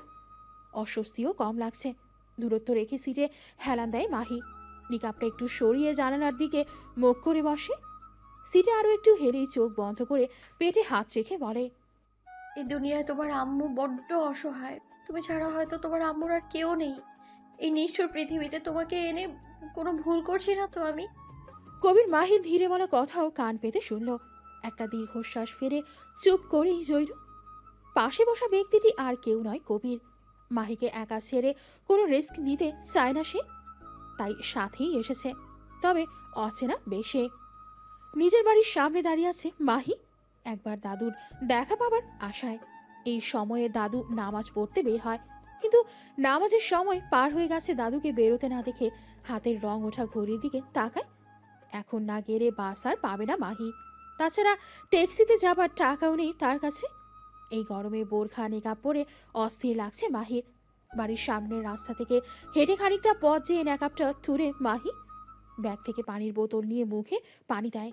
একটু পানি খেয়ে ব্যাগে রেখে হাঁটতে থাকে। দূর থেকে মাহিকে দেখে একটা দীর্ঘশ্বাস ফেলে কবির। মাহি কিছু দূর হাঁটতে একটা রিস্কা এসে থামে তার সামনে। ফোকলা হেসে লোকটি বলে, আম্মা যাইবেন নাকি? না চাচা, আপনি যান। আম্মা চলেন না, সকাল থেকে একটাও লোক উঠে নাই, খাওয়ানোর টাকা নাই। মাহি ব্যাগ হাতড়ে দেখে তার কাছে 70 টাকা আছে। বাসে 50 টাকা নিলে আর থাকবে 20 টাকা। মাহি 20 টাকা লোকটাকে দিয়ে বলে, চাচা, আমার কাছে এর চেয়ে বেশি নেই। এটা নিয়ে আপনি কিছু খেয়ে নিন। আম্মা আপনি অনেক ভালা, আসেন আপনাকে নামাইয়া দিই। দেখা মনে হইতেছে আপনি অনেক আইলা গেছেন। না চাচা, ঠিক আছে আমি, আপনি গিয়ে কিছু খেয়ে আসেন। না আম্মা, আপনি কই রাখবেন কোন, আপনারা নামাইয়া আমি খামু। মাহি লোকটাকে অনেকবার বললেও লোকটার সাথে পেরে ওঠে না, তাই রিকশায় উঠে বসে। এমনিতেও শরীর খারাপ করছে। বাস স্ট্যান্ডে এসে রিকশা থামে। লোকটার থেকে বিদায় নিয়ে বাসে উঠে বসে মাহি। বারবার আল্লাহকে ডাকছে, শরীর খারাপ করছে। বাকি পথ যেতে পারবে তো? প্রচুর গরমে বোরকার ভেতরে জামা ঘামে ভিজে গেছে। শরীর গুড়িয়ে উঠছে, আর না পেরে বমি করে দিল মাহি পাশের ব্যক্তিটার গায়ে। ভয়ে ভয়ে তার দিকে তাকায় মাহি। এ তো সেই ব্যক্তিটাই আসার সময় যে ছিল। মাহি আবারও বমি করে দেয়। এতে বাসের সবাই বিরক্ত হয়, নানান কথা বলতে থাকে। পাশের ব্যক্তিটি মাহির দিকে তাকিয়ে বলে, কি হয়েছে? শরীর খারাপ করছে? বলো ড্যামিট, কি হচ্ছে? কষ্ট হচ্ছে? মাহি বাসের সবার কথায় ভয়ে পাশের মানুষটির দিকে তাকায়। সবাই যেখানে তাকে বাস থেকে নামিয়ে দেওয়ার কথা বলছে, লোকটি তাকে জিজ্ঞাসা করছে সে কেমন আছে। কিন্তু আশেপাশে মানুষের কথায় চরম রেগে যায়। চুপ! কেউ আর একটা কথা বলে এখনই বাস থেকে ফেলে দেবো। এমন রাগান্বিত স্বরে বলা হুমকিতে সবাই চুপ হয়ে যায়। সবাই চুপ হলেও মাহি চুপ থাকলো না। এই রাগের স্বরের সাথে পূর্ব পরিচিত সে। কে আপনি? কবির মাহির দিকে চেয়ে পানি হাতে ধরিয়ে দেয়। মুখের মাস্কটা খুলতেই অবাক হয়ে তাকায় মাহি। আপনি? কবির রেগে বলে, আমি না তো কে? ভূত! পানি খাও। বলে কবির উঠে ড্রাইভারকে গাড়ি থামাতে বলে। বাস থামতেই কবির নেমে আবারও 5 মিনিট পরে উঠে আসে। মাহি অবাক হয়েই রয়েছে তখন থেকে। আশেপাশে সবাই ফিসফিস করছে। কবিরের অন্য টি শার্ট পরে আসতে দেখে আরও অবাক হয় মাহি। কবির মাহির দিকে হাত বাড়িয়ে দেয়। মাহি একে তো অবাক, কিন্তু চলে চলো বলায় মুখ ফিরিয়ে নেয়। কবির ওর পাশে বসে বলে, কোনো সিনক্রিয়েট ছাড়া আমার সাথে যাবে নাকি তুলে নিয়ে যাবো? দেখুন আপনি। পরে দেখবো। বলেই মাহিকে হাত ধরে উঠিয়ে নেয়। ছাড়ুন, বাঁচাও। চুপ! বাঁচাও বাঁচাও আবার কি? সাবের কাছে কিসের বাঁচাও? আপনি? কবিরের চোখ রাগানি দেখে ভয়ে আর কিছু বলল না মাহি। তার মধ্যে তার শরীর যেন চলছে না একদমই।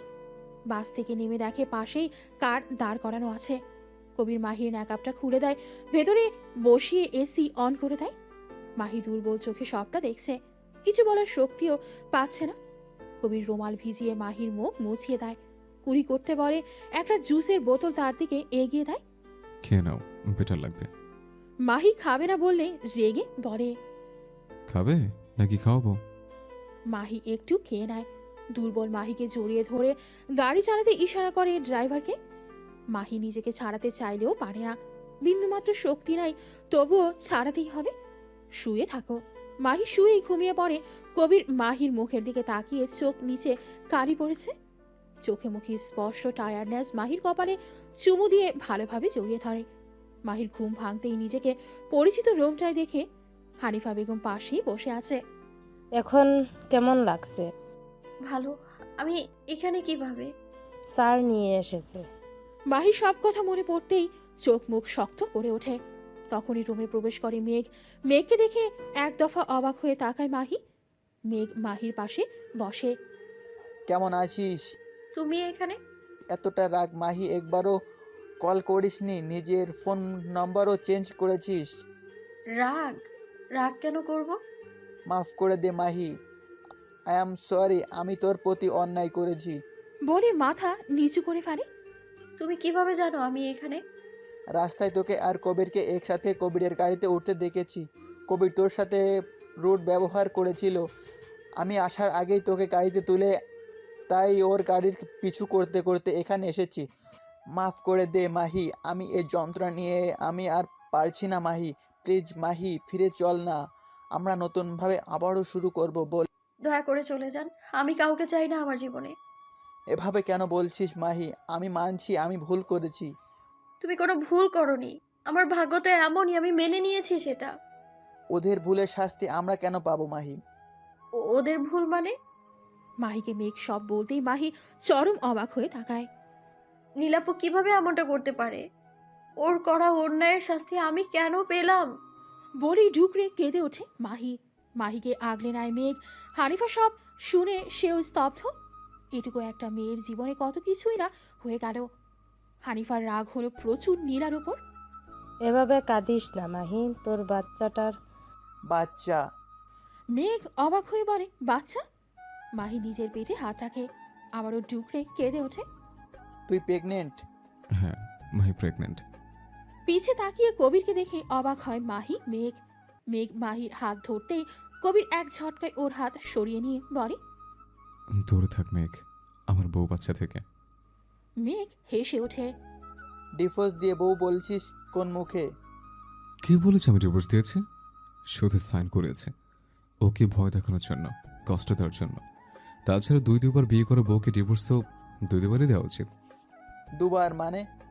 মানে মাহি ওয়াজন্ট রাইট এটা বলবো না, তবে ওকে তুলে নিয়ে গিয়ে এটা কাগজে সাইন করেছিলাম, সেটা রেজিস্ট্রি পেপার ছিল। মাহির মনে পড়তেই সে চমকে তাকায়। মনের কোণে কি যেন হালকা হয়ে যায়, হয়তো সন্তান অবৈধ না এটা ভেবে। তুই যা করেছিস তার জন্য আমি তোকে ছাড়বো না। ছাড়বে কিনা সেটা তোর ব্যাপার, আমার বউ আর সন্তান থেকে দূরে থাকবে, সেটা না হলে আমি তোকে ছাড়বো না। ধমকাচ্ছিস? সেটাই মনে কর। আমি অনেক খুশি জানিস, আমার সন্তানের পৃথিবীতে আসবে। কোন সন্তান? মাহির কথায় অবাক হয়ে তাকায় মেঘ, কিন্তু কবির অবাক হয় না। একদম নিজের সন্তান বলে দাবি করবেন না। কি গ্যারান্টি এটা আপনার সন্তান? এই সন্তান আমার কাছে একটা রেপিস্টের সন্তান, আর আমি তো ফষ্টি নষ্টি করে বেড়াই। হতে পারে। কিছু বলার আগেই কবির ভয়ানক কাণ্ড করে বসে। সবার সামনে মাহির মুখ আটকে দেয়। হানিফা বেগম মাথা নিচু করে বেরিয়ে যায়। মেঘ রেগে বেরিয়ে যায়। মাইকে ছেড়ে ওর মুখের দিকে তাকায় কবির। মেয়েটা শক্ট হয়ে আছে। হেসে ওর কপালে ঠোঁট ছোঁয়ায়। চোখ দিয়ে গড়িয়ে পড়ে পানি। মাহি অবাক হয়। কাঁদছে কবির।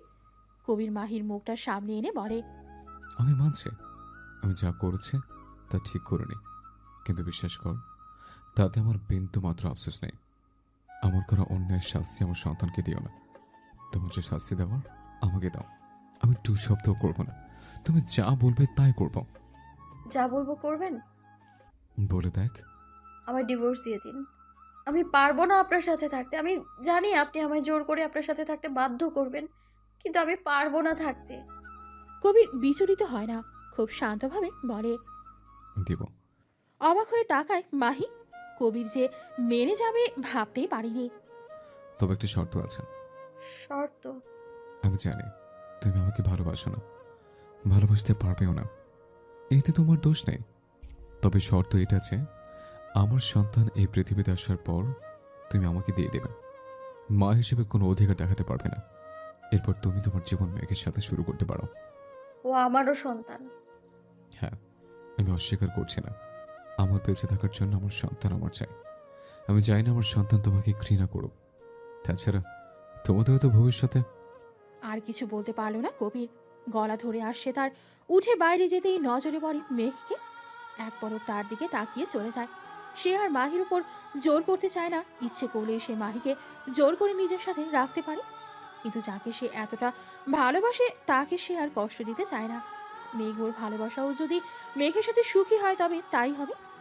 অনেকদিন পর দাদুকে দেখে মাহি চোখে পানি ছলছল করছে। হুইল চেয়ারে বসা লোকটিরও চোখ ছলছল করে উঠে হাত বাড়িয়ে মাহিকে কাছে ডাকে।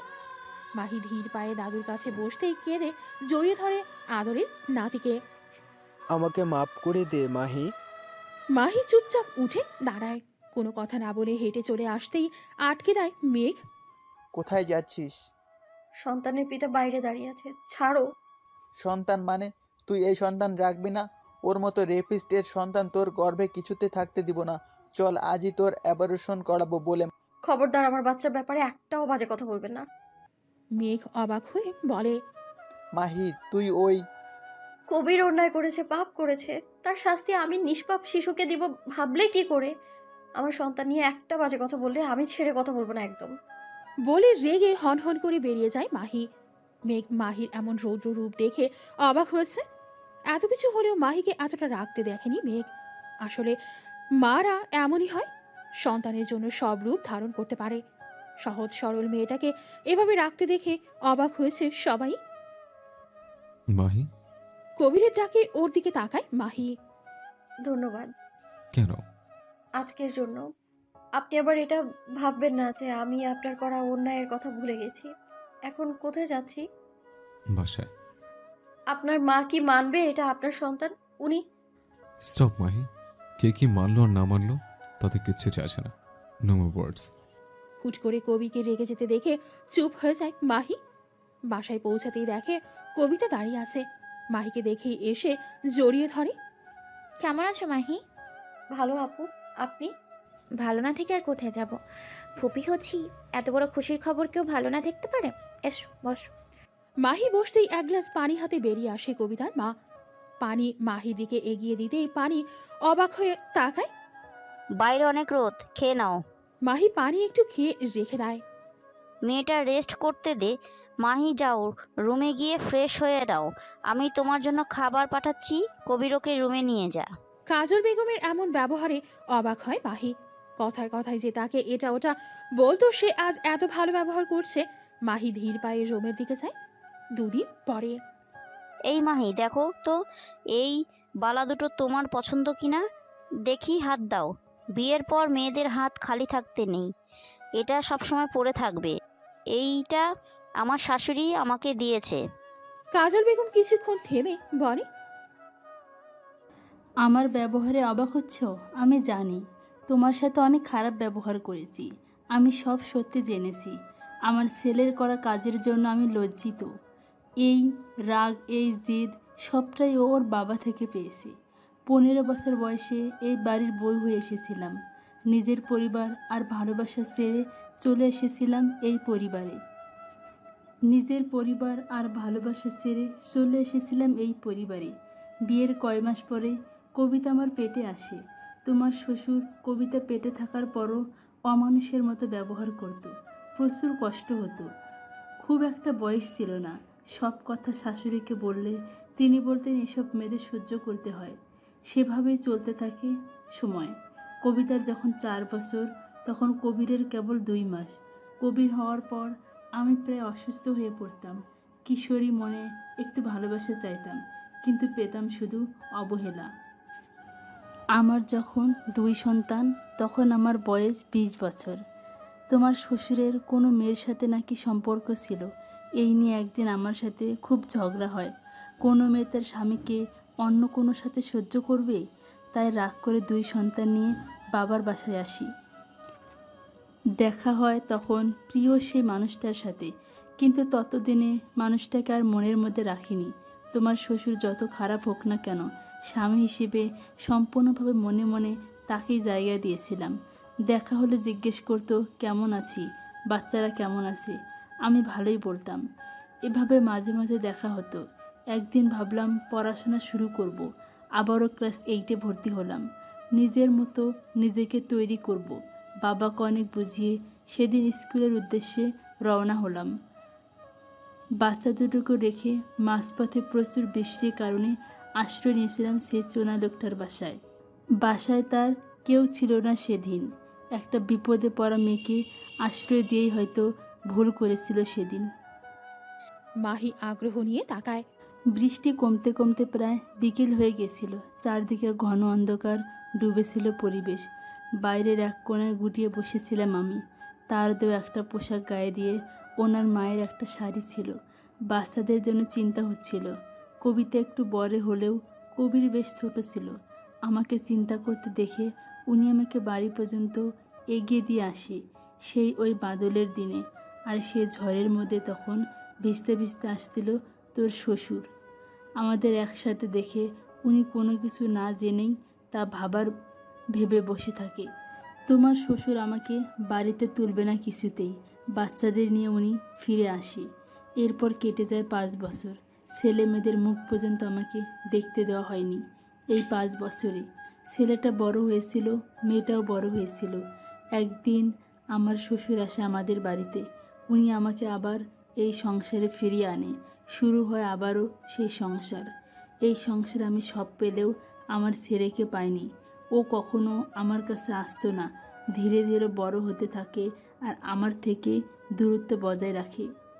তারপর থেকে এভাবেই চলছে। আমি থেকেও ওর জীবনে কোথাও নেই। এরপর ওর বাবা মারা যাবার পর আমাকে বলে আমি নাকি কারোর সাথে পালিয়ে গেছিলাম, আমি খারাপ। তারপর থেকে এভাবেই চলছে।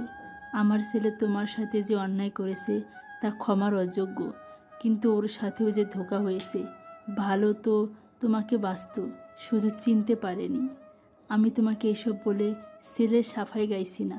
তোমার জীবনে তুমি যেই সিদ্ধান্ত নাও আমি সবসময় তোমার সাথে আছি। আর তোমার সাথে করা খারাপ ব্যবহারের জন্য আমাকে ক্ষমা করে দিও। আজ থেকে তুমি আমাকে মা বলে ডাকবে। যতদিন তুমি থাকবে আমাকে মা বলেই ডাকবে, কেমন? দেখছো কত কথা বলছি। আমি তোমার জন্য খাবার নিয়ে আসি। এই সময় একটু বেশি বেশি করে খেতে হয়। মাহি কাজল বেগমের যাওয়ার দিকে তাকিয়ে একটা দীর্ঘশ্বাস ফেলে। জীবন কোথায় থেকে কোথায় মোড় নিচ্ছে নিজেই যেন বুঝে উঠতে পারছে না। রাতে বেশ দেরি করে বাসায় ফেরে কবির। রুমে এসে মাহিকে বসে থাকতে দেখে অবাক হয় কবির। কি হয়েছে? ঘুমাওনি? শরীর খারাপ? ডক্টর ডাকবো? না। তাহলে তুমি জেগে আছো কেন? কি ফুচকা? তাও এত রাতে? হুম। কাল খেও, এখন ঘুমাও। ঠিক আছে। বলে খাটে শুয়ে পড়ে। কিছুক্ষণ পর প্লেটে ফুচকা নিয়ে এসে মাহিকে ডাক দেয়। মাহি, হুম। নাও খাও। মাহি ফুচকা দেখে অবাক হয়ে বলে, আপনি ফুচকা পেলেন কোথায়, তাও এত রাতে? ফুচকা নিয়ে এসেছিলাম তোমার জন্য। ভাবলাম এতবার বমির পর একটু চটপটে খাবার যদি তোমার ভালো লাগে। তখন দিলেন না কেন? তুমি জোর করলে না কেন? শুনেছি মেয়েরা নাকি ফুচকা খাওয়ার জন্য জোরদার আবদার করে। আমিও করি। দাদুর সাথে বাইরে গেলে ফুচকা খেতামই। দাদু খেতে দিতে চাইতো না, তবু জোর করে খেতাম। মেঘ ভাইয়ার কাছেও জোর। আর কিছু বলল না মাহি। কবিরের রাগ হলো মেঘের নাম শুনে নিজেকে শান্ত করে বলে, আমার বাচ্চা না হওয়া পর্যন্ত তোমার যা আবদার সব করবে আমার কাছে। পরে তুমি যার কাছে ইচ্ছে তার কাছেই করো। বলে বাইরে চলে যায়। মাহি হতভম্ব হয়ে আছে। হুট করে রেগে গেল কেন? এভাবে 1 মাস কেটে যায়। মাহির পেটটা একটু উঁচু হয়েছে, মাহি সেটাই দেখছে। কবির রুমে ঢুকে দেখে মাহি পেট দেখছে। কবির মাহির কাছে এসে বলে, চলো, দেরি হয়ে যাবে। তোমার চেক আপ করে আমি অফিস যাব। হুম। মাহি আর কবির বসে আছে গাড়িতে। কেউ কোনো কথা বলছে না। মাহি 1 মাস আগে খেয়াল করেছে কবির ছোট ছোট জিনিসের খেয়াল রাখলেও ওর সাথে তেমন একটা কথা বলে না। শুনুন। কি হয়েছে? শরীর খারাপ করছে? না। তাহলে? আমি আইসক্রিম খাবো। কবির বাড়তি কোনো কথা না বলে মাহিকে আইসক্রিম কিনে দেয়। মাহি আইসক্রিম বাচ্চাদের মতো করে খাচ্ছে, ঠোঁটের আশেপাশে লেগে আছে। হসপিটাল পৌঁছাতে পৌঁছাতেই মাহি দুটো আইসক্রিম শেষ করে ফেলে। আরও দুটো আছে রেখে দিলে গলে যাবে, তাই বাকি দুটো পথ শিশুকে দিয়ে দিল। কবির এগিয়ে এসে মাহির মুখ মুছিয়ে দেয়। মাহিকে ধরে সিঁড়ি বেয়ে ওপরে ওঠে। লিফটে বুকে মাহিকে কবিরকে জড়িয়ে ধরে। লিফটে মাহির ভয় করে। কবির ছোট একটা দীর্ঘশ্বাস ফেলে আগলে রাখে মাহিকে। জি। কবির মাহিকে নিয়ে বেরিয়ে আসে। লিফটের বুকে মাহিকে আগলে ধরে কবির নিজে থেকে। এতে মাহি কিছুটা অবাক হয়। লিফটের নিচ থেকে জড়িয়ে ধরে না কবির। মাহি মুখটা তুলে কবিরকে দেখে আবারও মাথা নিচু করে নেয়। লিফটের দরজা খুলে ঢুকে মেঘ। মেঘ জানে মাহি লিফটে উঠতে ভয় পায়, তবে মাহিকে কবিরের কাছে দেখে রাগ হয় তার। কেমন আছেন শালাবাবু? মেঘ বিরক্ত হয়ে বলে, ডোন্ট মি দ্যাট। শালাকে শালা ডাকবো না তো কি ডাকবো? মেঘ কবিরের দিকে পাত্তা না দিয়ে মাহির দিকে তাকায়। শুকিয়ে গেছিস। কেমন আছো? চলছে, বাড়িতে আয়, দাদু তোর কথা বলে। সময় হলে যাব। সময় হলে যাব শুনেই কবিরের বুকে ছ্যাত করে ওঠে। হাত একটু আলগা করতেই মাহি শক্ত করে ধরে। হঠাৎই লিফট বন্ধ হয়ে যায়। কি হলো? মনে হচ্ছে লিফট আটকে গেছে। শিট। কবির কাউকে ফোন করে কিন্তু নেটওয়ার্কের সমস্যা করছে। লাইটও নিভে যায়। মাহি প্যানিক করতে থাকে। মেঘ দরজা ফিরিয়ে যাচ্ছে। মাহি তুই ঠিক আছিস? কিছু হবে না, আমি আছি তো। বলে মাহির হাত ধরে। কবির কি করবে ভেবে পাচ্ছে না। মাহি প্যানিক করছে, তাই আপাতত ওকে সামলাতে হবে। মেঘ, তুই ওকে দেখ, আমি দরজা খোলার চেষ্টা করছি। কবির মাহির হাত মেঘের হাতে দেয়। দরজা খোলার চেষ্টা করেও ব্যর্থ হয়ে যায়। মাহির দিকে তাকিয়ে দেখে মাহির শ্বাস নিতে কষ্ট হচ্ছে। কবির মাহির দিকে এগিয়ে হাত ধরতেই মাহি কবিরকে জড়িয়ে ধরে। কবির মাহির হাতটা ছাড়িয়ে বলে, 1 মিনিট মেঘের কাছে থাকো, আমি দরজা খোলার চেষ্টা করি। মাহি আরো শক্ত করে জড়িয়ে ফুপিয়ে ওঠে। কবির মাহির দুগালে হাত রেখে মুখটা উঁচু করে। আমার বাচ্চা বলেই ফুপিয়ে ওঠে। কিচ্ছু হবে না আমাদের বেবের, আমি আছি তো, জোরে শ্বাস নাও, কিচ্ছু হবে না। মাহি একটু শান্ত হলে কবির ওর মাথা বুকে চেপে ধরে বলে, শোনো। ধূপ ধূপ শব্দ মাহির কান পৌঁছাতেই মাহি চুপ হয়ে যায়। কবির মাথায় বার কয়েক চুমু দিয়ে চোখ বন্ধ করে নেয়। মেঘ নিঃশব্দে সবটা দেখছে। একটু পরেই লিফটের দরজা খুলে যায়। কবির মাহিকে নিয়ে বের হয়। ডক্টর সামনেই ছিল, তিনি দ্রুত মাহিকে চেক আপ করে। ঠিক আছে, ভয় পেয়েছে শুধু। কবির স্বস্তির নিঃশ্বাস ফেলে বলে, মাহি দেখ, সব ঠিক আছে। ওনাকে বাসায় নিয়ে যান, এমনিতেই বাচ্চা মেয়ে, তাই হয়তো ভয় পেয়েছে। কবির এভাবেই করে করে মাহিকে গাড়িতে বসিয়ে দেয়। কবির নিজের সিটে বসে দেখে মাহি কাঁপছে। মাহিকে আবারও বুকে জড়িয়ে গাড়ি চালায় কবির। দূর থেকে ওদের যাওয়া দেখে দীর্ঘশ্বাস ফেলে মেঘ। কাজল বেগম মাহিকে অচেতন দেখে ভরকে যায়। মাহি ঘুমিয়ে আছে। কথাটা বলেই নিজের রুমে নিয়ে যায় কবির। শুইয়ে মাথায় চুমু দিয়ে উঠতে গিয়েও পারল না। মাহি তার শার্ট খামচে ধরে রেখেছে। এত জোরে ধরেছে যে শার্টের বোতাম ছিঁড়ে বুকের খানিকটা দেখা যাচ্ছে। কবির মাহির ঘুমন্ত মুখের দিকে তাকিয়ে আছে। বেবিকে দিয়ে কি চলে যাবে মাহি? পারবে কি তোমার ছেড়ে থাকতে? আমার বাচ্চা পারবে কি তোমার ছেড়ে বাঁচতে? এইভাবে আঁকড়ে ধরে রেখো না প্লিজ। কবিরের চোখের পানি ছলছল করছে। কবির পাশেই শুয়ে মাহিকে বুকের মাঝে আগলে নেয়। তখন ডক্টর ইঞ্জেকশন পুশ করেছিল, তাই মাহি ঘুমাচ্ছে। মাহির ঘুম ভাঙতেই পিট পিট করে চোখ খুলে নিজেকে কবিরের বাহু জোরে দেখে ছট করে উঠে বসে। কবিরেরও ঘুম ভেঙে যায়। মাহির দিকে তাকিয়ে দেখে সে মাথা নিচু করে বসে আছে। এখন ঠিক আছো? আপনার বুকের কাছে রক্ত কেন? বিড়াল খামচে দিয়েছে। ম্যাম, আপনি যে আমাকে সেই লিফট থেকে জড়িয়ে ধরেছিলেন, এটা তার প্রমাণ। সরি।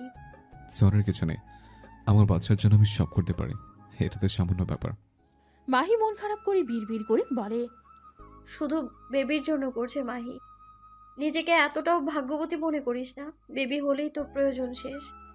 প্রয়োজন কখনো প্রিয়জন হয়ে ওঠে না। মাহিকে বিড়বিড় করতে দেখে কবির বলে, কি বিড়বিড় করছো? মাহির হঠাৎই রাগ হয়, রেগে বলে, তাতে আপনার কি? মাহিকে প্রথম এভাবে রাখতে দেখে ভোরকে তাকায় কবির। তুমি রাখতেও জানো? কবিরের কথায় আরো রাগ হচ্ছে মাহির। না, আমি কেন রাখতে পারবো? রাগ তো শুধু আপনার মতো মহান মানবের জন্য। মাহি বিড়বিড় করতে করতে বাইরে চলে যায়। নিচে আসতেই কাজল বেগম মুচকি হেসে বলে, ঘুম হলো? কিছু খাবি? না, খেতে ইচ্ছে করছে না। না হলেও এই সময় একটু আধটু করে খাবি, তোর শরীরে অতিরিক্ত শক্তি দরকার এখন। তুই বস, আমি তোর জন্য ঝাল ঝাল চাউমিন বানিয়ে আনছি, দুজন বসে গল্প করব। মাহি ঠোঁট এলিয়ে হেসে বলে। ঠিক আছে। শাশুড়ি বৌমা মিলে অনেক গল্প করল। মাহি আবারও ঘুমিয়ে পড়ে। কাজল বেগম মাহির মাথায় হাত বুলিয়ে দেয়। রাত প্রায় 9টা বাজে। কবির মিটিং শেষ করে ফিরতেই দেখে মাহি ঘুমাচ্ছে। ওইখানে এভাবে কেন? কিছু না, গল্প করতে করতে ঘুমিয়ে পড়েছে। যা ওকে রুমে নিয়ে যা। রাতে আমি খাইয়ে দিয়েছি, তোর জন্য খাবার পাঠিয়ে দিচ্ছি, খেয়ে নিস। কবির মাহিকে কোলে তুলে যেতে যেতে বলে। আপনি না খেলে খেয়ে নিন। কাজল অবাক হলেও মুচকি হাসে। ছেলে তার খোঁজ করছে। ঘুমন্ত মাহির দিকে তাকিয়ে আছে কবির। মেয়েরা খুবই ঘুম কাতুরে। কবির পাশে শুয়ে পড়ে। এপাশ ওপাশ করে ঘুম আসছে না। কবির এবার মাহিকে বুকে টেনে নেয়। শান্তি অনুভব হতেই ঘুমের রাজ্যে পাড়ি জমায়। এভাবেই চলতে থাকে সময়। কেটে যায় আরও 4 মাস। এই 4 মাসে মাহির পেটটা আরও একটু উঁচু হয়েছে। এখন 8 মাস চলছে। হাঁটতে চলতে বেশ কষ্টকর হয়। কবির ল্যাপটপে কাজ করছিল, হঠাৎ মাহির চিৎকারে ছুটে আসে। কি হয়েছে? লাথি মেরেছে। কি? কে? কার তো সাহস? আপনার গুণধর বাবু। মাহি কবিরের হাত পেটে রাখতেই কিছু অনুভব হতেই কবির অবাক হয়ে বলে। ও নড়ছে, মায়ের রেসপন্স করছে। খুশিতে কবিরের চোখ টলমল করছে। হ্যাঁ মামনি, বাবাই, আমি তোমার বাবা। আবারও লাথি মারে। কবির খুশি হয়ে কান্না করে দেয়। মাহির চুলগুলো তেল দিয়ে দিচ্ছে কবির। তেল দিয়ে চুলগুলো বেঁধেই পায়ের কাছে বসে পড়ে। পা বেশ খানিকটা ফুলে গেছে, তাকে টেপা লাগছে। কবির তেল হাতে মাহির পা মালিশ করে দেয়। মাহি বাধা দেয় না, কারণ শুনবেন না। পপকর্ন খাচ্ছে আর অগ্নি চোখে তাকাচ্ছে মাহি কবিরের দিকে। কবির তো কথা বলায় মগ্ন। এত কিসের কথা তার ফুপির মেয়ের সাথে সে বোঝে না। আর এই মেয়েও বলিহারি এসে একদম জমে গেছে। যায় না কেন? উফ নিতু, তোকে কতবার বলবো যে আমি তোকে ভালোবাসি না। কেন? ওর মাঝে এমন কি আছে তা আমার মাঝে নেই? তাছাড়া বাবু হলে তো আমাকে ছেড়ে চলে যাবে মেঘের কাছে। কবিরের বুকে তীরের মতো বিদ্ধ কথাটা। আমি আমার সন্তান নিয়ে থাকবো, এতে তৃতীয় কাউকে আমার লাগবে না। মায়ের জায়গায় মায়েরই থাকবে। কিন্তু কেন? আমাকে একবার ভালোবেসে দেখো। কবির বিরক্ত হয়ে বলে। নিতু, এক কথা বারবার বলতে ভাল লাগে না। ফুপির জন্য তোকে আমি আজ বোঝালাম। নিতু কবিরের হাত ধরতেই চট করে উঠে বসে মাহি। এখন আর সহ্য হচ্ছে না এইসব। যতই হোক কবির তার বর। রাগে রিরি করে উঠছে শরীর। ডাইনিং ছেড়ে বসার রুমের দিকে হাঁটতেই কিছুর সাথে বেঁধে উপুর হয়ে পড়ো মাহি। বিকট শব্দে পিছে তাকাতেই থম মেরে গেল কবির। ফ্লোরে রক্ত যেন মুহূর্তেই ছড়িয়ে গেল। মাহির আর্তনাদ কানে আসতেও হুট করে হয়ে যাওয়া ঘটনায় শক্ট কবির। পাশে নিতু ধাক্কা দিয়ে কবিরকে ডাকে। কবির হুঁশ আসতেই ছুটে মাহির কাছে যায়। রক্ত ভেজা হাতের দিকে তাকিয়ে আছে, মাথা যেন কাজ করছে না। কাজল বেগমের ডাকে হুঁশ আসে কবিরের। মাইকে কোলে তুলে নে কবির। কাজল বেগমের কথা যেন কানে বাজতে লাগলো। মাহিকে কোলে তুলে গাড়িতে বসে কবির। কোনো মতে হসপিটাল পৌঁছাতেই ডক্টর নার্স ছুটে আসে। এক কোনায় গুটিয়ে বসে আছে কবির। একটা নার্স তার কাছে ছুটে আসে। ওনার হাজবেন্ড কে? কবির উঠে দাঁড়াতেই নার্সটি বলে। ও আপনি, দেখুন আপনার ওয়াইফের অবস্থা ভালো না। বাচ্চা আর ওয়াইফের মধ্যে যে কোনো একজনকে বাঁচতে হবে। কবির 2 কদম পিছে সরে যায়, ধপ করে বসে পড়ে চেয়ারে। আপনারা কাকে বাঁচাতে চান? কবির থম মেরে আছে। নার্সটি আবারও জিজ্ঞাসা করে কবির বলে। আমার ওয়াইফকে বাঁচান। কবিরের কথায় থমথমে পরিবেশ আরও থমথমে হয়ে গেল। কবিরের চোখ বেয়ে গড়িয়ে পড়ো অশ্রু। ধীরে উঠে বেরিয়ে গেল হসপিটাল থেকে। আজানের ধ্বনি কানে আসতেই মসজিদের দিকে ছুটল কবির। এক নাগারে ফোন বেজে চলছে কবিরের। কবির মসজিদেই বসে আছে। গায়ে তার এখনো ছিটে ছিটে রক্ত লেগে আছে। কবিতার নাম দেখে ফোন ধরে কবির। কানে ফোন ধরতেই ভেসে আসে সদ্য জন্মানো কোনো বাচ্চার আওয়াজ। ওপাশ থেকে কবিতা বলে। শুনতে পাচ্ছিস কবির? তোর বাচ্চার শব্দ। কবিরের চোখ বেয়ে নোনা জল গড়িয়ে পড়ে। অস্পষ্ট স্বরে বলে। মাহি, আপু। তুই জলদি আয়। বলেই ফোন কেটে দেয়। অজানা আতঙ্কে বুক কেঁপে উঠল কবিরের। মাহিকে আবারও হারিয়ে ফেলবে না তো? নিজের শরীরকে কোনো মতো টেনে তুলে গাড়িতে বসে কবির। হাজারো চিন্তা ভাবনা নিয়ে গাড়ি স্টার্ট দেয়। কিছু দূর যেতেই থেমে যায় কবির। সাহসে কুলোচ্ছে না ওর। আবারও সাহস নিয়ে হসপিটাল পর্যন্ত আসে কবির। এলোমেলো পায়ে হেঁটে আসতেই দেখে কবিতা বসে আছে। হাতে তোয়ালে মোড়ানো একটা বাচ্চা। কবির এসে ধীর কণ্ঠে বলে, আপু মাহি। কবিতা কিছু বলার আগেই ডক্টর বেরিয়ে আসে। মাহি বেঁচে আছে। মেয়েটা অনেক স্ট্রং আর সাহসীও বটে। এখনও বাচ্চা টাইপ লাগে। ওই যে কথায় আছে না, রাখে আল্লাহ মারে কে। আল্লাহ হায়াত দিলে আমরা তো মানুষ মাত্র। ও র্যাং ফিরে না এখনও। আশা করছি 24 ঘন্টার মধ্যে জ্ঞান ফিরবে। পিটপিট করে চোখ খুলতেই সামনের সাদা ছাদ নজরে আসে মাহির। শরীরে অসহ্য ব্যথা, পেটে হাত দিতেই কেঁপে উঠল মাহি। আমার বাচ্চা বলেই কেটে দেয়। আপনি কান্না করছেন কেন? আমার বাচ্চা? আপনার বাচ্চা বেঁচে আছে, কান্না করবেন না। আপনার শরীর খুব দুর্বল। মাহির মুখে হাসি ফুটে উঠল। কিছু বলার আগেই নার্সটি বেরিয়ে যায়। নার্স বের হওয়ার কয়েক সেকেন্ড পরেই রুমে ঢুকে কবির। কবিরকে দেখে অবাক হয়ে তাকায় মাহি। কেমন এলোমেলো লাগছে। তুমি ঠিক আছো? কষ্ট হচ্ছে? মাহি মুচকি হাসে। আমার বাবু কোথায়? আইসিইউতে। কি হয়েছে? বলেই কেঁদে দেয় মাহি। কবির মাহির চোখের পানি মুছে দিয়ে বলে, সময়ের আগে চলে এসেছে, তাই কিছুদিন আইসিইউতে রাখবে ডক্টর। খেতে না প্লিজ। তোমরা দুজন বেঁচে আছো, এটাই অনেক। আমার এর চেয়ে বেশি কিছু চাওয়ার নেই। কবির মাহির কপালে চুমু দিয়ে হাত জড়িয়ে ধরে। চোখ মুখ লাল হয়ে আছে, মনে হচ্ছে কেটে দেবে। মাহির হাতে পরপর কয়েকটা চুমু এঁকে বুকের সাথে চেপে ধরে। ব্যথায় ছটফট করছে মাহি। সিজারের ব্যথায় হাড় কাঁপিয়ে জ্বর আসছে, এই গরমেও লেপের মধ্যে জড়িয়ে আছে মাহি। কবির এভাবে মাহিকে দেখতে পারে না, বেরিয়ে যায়। একদিকে বেবি, একদিকে মাহি। কবির চেয়ারে হেলান দিয়ে বসে, না আর পারছে না সহ্য করতে। হঠাৎ কেউ মাথায় হাত রাখতেই পাশে তাকিয়ে কাজলকে দেখে জড়িয়ে ধরে কেঁদে দেয় কবির। কাজল বেগম শক্তপোক্ত ছেলেটাকে কাঁদতে দেখে অবাক হলেও মাথায় হাত বুলিয়ে বলে, সব ঠিক হয়ে যাবে কবির। কবির ফুপিয়ে উঠে বলে, মাহির কষ্ট, বাচ্চার কষ্ট আমার সহ্য হচ্ছে না। নিজেকে অসহায় লাগছে। আমি চেয়েও কিছু করতে পারছি না তাদের জন্য। মাহির ঘুমন্ত মুখের দিকে তাকিয়ে আছে কবির। যন্ত্রণায় ছটফট করতে করতে মাত্রই ঘুমিয়েছে মেয়েটা। কবির হাত বুলিয়ে দিচ্ছে মাথায়। চোখের কোণে এখনো পানি রয়েছে। কবির চোখের পানি মুছে দিয়ে ঠোঁট ছোঁয়ালো দু চোখে। কবিতা রুমে ঢুকে বাবুকে নিয়ে। বাবুটার মায়ের গরম লাগবে, বাবু অনেক উইক। কিন্তু মাহি যে অবস্থা, তাতে মাহি বাবুকে কিভাবে নেবে? তাহলে কি হবে এখন? ভাইকে অবুঝ বালকের মতো প্রশ্ন করতে দেখে কবিতা হতাশ হয়। এটা ভালোই বুঝতে পারছে যে তখনকার শক এখনো কাটিয়ে উঠতে পারেনি। সব ঠিক থাকলেও কবিরের হারানোর ভয় এখনো যায়নি। তোমাদের রাজপুত্রকে এখন তোকেই বুকের মাঝে জড়িয়ে রাখতে হবে।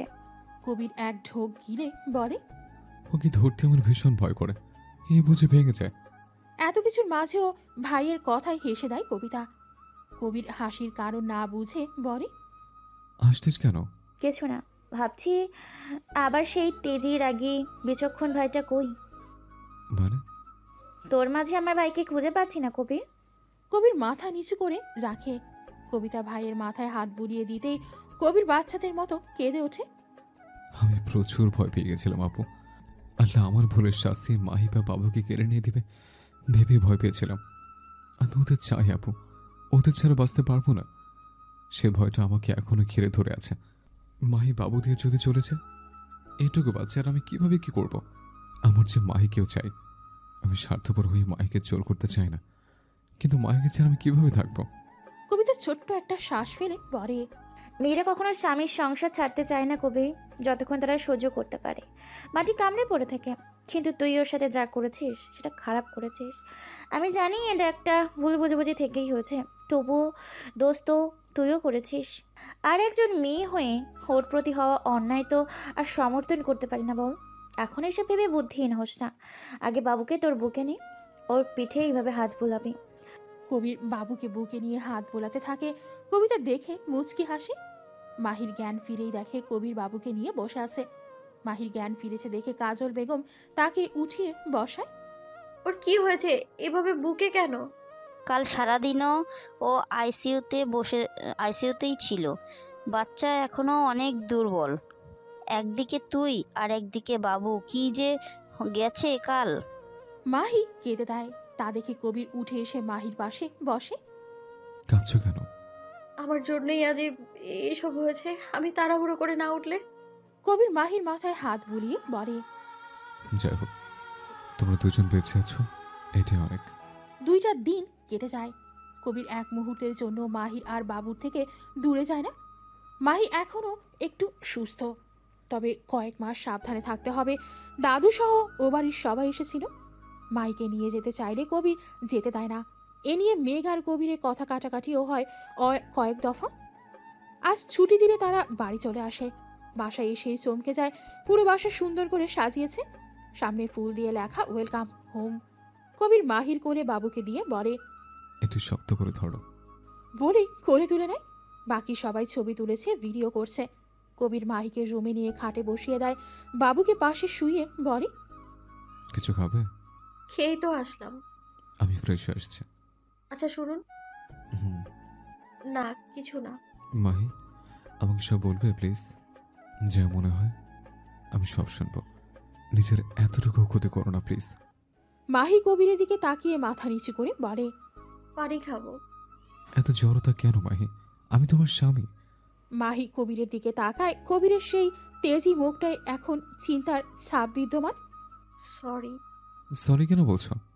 সারা জীবন নিজের কাছে নিজেই করে এসেছি, শত অসুস্থতার পরেও।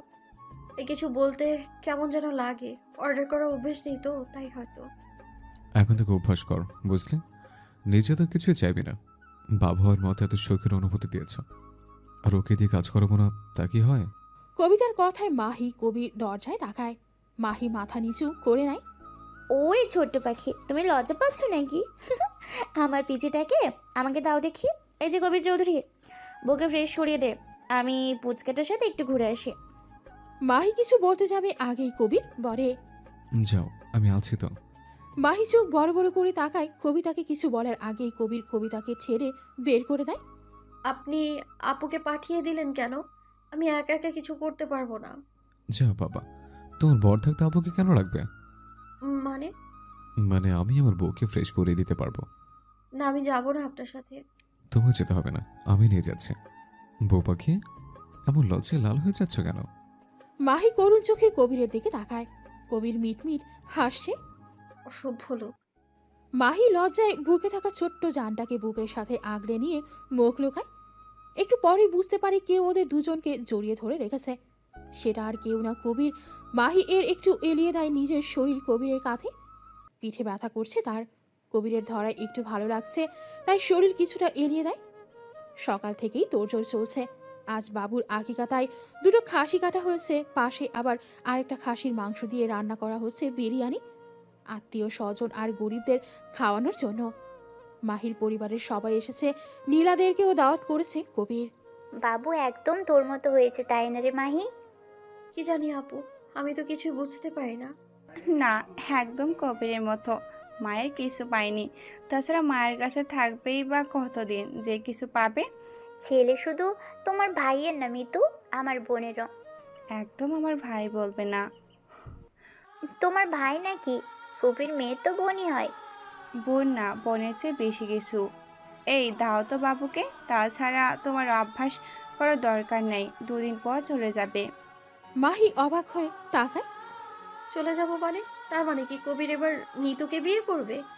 বাচ্চা তার কাছ থেকে কেড়ে নেবে? ভাবতেই ছেলেকে নিজের সাথে চেপে ধরে। কি হলো, দাও। কবির বলেছে বাবুকে আমার কাছে রাখতে, যেন তোমার অভ্যাস না লাগে। দাও। দেখছো না বাবু ঘুমোচ্ছে মায়ের কোলে। 2 দিন পর যার কাছে থাকতে হবে তার কোলে তো ঘুমাবে। দাও। এদিকে মাহির চোখে টলমল করছে পানিতে। নীলা মাহিকে দেখে সেও বেরিয়ে যায়। সবাই ঘিরে রেখেছে মাহিকে। অনেক আত্মীয় এসেছে, তাদের সাথে পরিচয় করিয়ে দিচ্ছে কবিতা আর কাজল বেগম। মাহি সবার সাথে কথা বললেও ওর মন পড়ে আছে বাবুর কাছে। 10 মিনিট হয়েছে নিতু বাবুকে নিয়ে গেছে। এমনিতেই প্রি ম্যাচিওর বেবি, তার উপর দুর্বল কয়েকদিনের বাচ্চা। মাহি এখন ভীষণ কান্না পাচ্ছে। মাহি, মাহি। মাহি চমকে ওঠে। কবিরের আওয়াজের সাথে ভেসে আসছে বাবুর কান্নার আওয়াজ। মাহি তড়িঘড়ি করে উঠতেই কাটা জায়গায় ব্যথায় আবার বসে যায়। কবির সবার দিকে একবার চোখ বুলিয়ে রেগে বলে, সমস্যা কি তোমার? যার তার কাছে কাব্যকে দিয়েছো কেন? সে কখন থেকে কেঁদে যাচ্ছে বাচ্চাটা আমার। মাহি কবিরের রেগে যাওয়া দেখে কিছুটা ঘাবড়ে যায়। তার উপর কাব্যর কান্না। ছেলেটা এত কাঁদছে কেন? মাহি কবিরের থেকে বাবুকে নিতে গেলে কবির রেগে বলে, থাক, তোমাকে কিচ্ছু করা লাগবে না, আমি আমার ছেলেকে সামলে নেব। যাও, তুমি গল্প করো। বলে কাব্যকে বুকের মাঝে নিতেই চুপ হয়ে যায়। নিতু কাঁচুমাচু করে বলে, আমিও তো বুকে নিয়েছিলাম, তখন তো কেঁদেছিল। কবির কড়া দৃষ্টিতে চেয়ে আবারও মাহির দিকে তাকায়। আমার কি দোষ? নিতু আপুই তো নিয়ে গেল। নিতু ফিতু যাই হোক, তুমি দিবে কেন? ডক্টর কি বলেছে মনে নেই? বাচ্চাকে এক মাস সাবধানে রাখতে। আর যদি বাইরের কারো কাছে দিয়েছো তো পরে বকে দিয়েন, আমার কোলে দিন। আগে বলো, আর বাইরের কাউকে দিবা? কি বলছেন? সবাই কি মনে করবে? সবার কিছু মনে করবে না, কারণ তারা জানে বেবি এখনো মায়ের পেটে থাকার কথা, কিন্তু সে অনেক আগেই বাইরে চলে এসছে, তাই ওর এক্সট্রা খেয়াল রাখতে হবে। ঠিক আছে, আর কারো কাছে দিব না। ওর খিদে পেয়েছে, চলো রুমে। বলে বাবুকে মাহির কোলে দিয়ে বাবু সহ মাইকে কোলে তুলে নেয়। মাহি লজ্জা পেয়ে যায়, কারো দিকে তাকানোর সাহস করে না। সবার ফিসফিসানি কানে আসে শুধু। কাজল বেগম মুচকি হেসে সবার সাথে কথা বলতে শুরু করে। তা ভাবি, ছেলে তো দেখছি বউ পাগল। পরে আবার মাকেই দেখবে না দেখছি। এখনকার ছেলেরা বউ পেলে সব ভুলে যায়। আমি চাই আমার ছেলের বউ পাগল হোক, মা পাগল ছেলে আমার চাই না। কি যে বলেন ভাবি। সত্যি বলতে আমি আমার ছেলের বউ নিয়েই খুশি। শান্ত শিষ্ট, একদম আমার বদমেজাজি ছেলের জন্য পারফেক্ট। মাহি ছেলেকে নিজের বুকে চেপে ধরে আছে, মনে হচ্ছে কেউ নিয়ে চলে যাবে। একদম ছোট্ট একটা জান। কবির মাহির দিকে একবার তাকিয়ে বলে, হয়েছে ওর খাওয়া, হুম। দাও এবার আমার কাছে, ওকে দিয়ে আসি। মাহি চমকে উঠে বলে, দিয়ে আসি মানে কি? আপনি না বললেন কারো কাছে না দিতে? কারো কাছে না দিলে কি চলবে? তুমি তো চলে কিসের চলে যাব? আমি কোথায় চলে যাব? শুনেন, আপনি একটা কেন 10টা বিয়ে করেন, কিন্তু আমার বাচ্চা আমি কাউকে দেব না। রেগে বলে, আমার বাচ্চা আমি কাউকে দেব না। সেখানে তুমি মেয়েকে বিয়ে করো বা কাউকে করো। আমি কেন মেঘ ভাইয়াকে বিয়ে করতে যাব? আমার সংসার ছেড়ে কেন যাব? দরকার পড়লে আপনি চলে যান। আজও আমি কেন যাব? এটা আমার বাড়ি। এটা আমারও বাড়ি। তুমি তো আমাকে স্বামী মনেই করো না। তাছাড়া শত অনুসারে তুমি তো চলে যাবা। আমি চলে গেলেও আমি আমার ছেলেকে নিয়ে যাব। এই, তোরা কি শুরু করলি বলতো? আর তোরা এসব কি বলছিস? আমার ছেলে আমার ছেলে। ছেলে কোথায়? একার হয় না, হ্যাঁ? দুজনেরই ছেলে। তোরা যদি বাড়াবাড়ি করিস তো কাব্যকে আমি নিয়ে চলে যাব, আর তোরা যাকে ইচ্ছে তাকে বিয়ে করবে। তাছাড়া মাহি না হয় ছোট, কিন্তু তুই তো আর ছোট না যে এভাবে ঝগড়া করিস। কবির আর কিছু না বলে বেরিয়ে যায়। কবিতা মাহির পাশে বসে বলে, আমি জানি আমার ভাই অন্যায় করেছে, কিন্তু কবির তোমাকে ভালোবাসে মাহি। বাসে না আপু, তাই তো নিতু আপুকে বিয়ে করবে বলেছে। তোর বাগলি, নিতুকে কেন বিয়ে করবে? নিতু ছোট থেকেই কবিরকে পছন্দ করে, কিন্তু কবির তো তোমাতেই আসক্ত। আমার পাগল ভাইটাকে ছেড়ে যেও না মাহি, তুমি হিনা শেষ হয়ে যাবে। ওর ভুল শুধরানোর একটা সুযোগ দিও। আমি জোর করছি না, যদি তোমার মনে হয় তবেই দিও। কবিতা উঠে চলে যেতেও আবারও বলে, এতদিনে কি আর আমার ভাইটাকে ভালোবাসতে পারোনি মাহি? মাহি অসহায় চোখে তাকায় কবিতার দিকে, চোখে পানি স্পষ্ট। কবিতা আর কিছু না বলে চলে যায়। মাহি বাবুকে বুকে নিয়ে কান্না করে দেয়। সব কাজ শেষ করে রুমের দিকে আসে কবির। বাকি কাজের স্টাফরা করবে। এখন ঘড়িতে বাজে 4:35। সারাদিনে সব কিছু সামনে প্রচুর টায়ার্ড লাগছে। এখন মাহি আর কাব্যকে দেখলে একটু শান্তি পাওয়া যাবে। রুমে এসে কাউকে না দেখে ভ্রু কুচকায় কবির। কোথায় গেল? হয়তো সবার সাথে আছে ভেবে ফ্রেশ হয়ে আছে। মাহি আর কাব্য কোথায়? কেন? ও তো তোমাদের সাথে ছিল।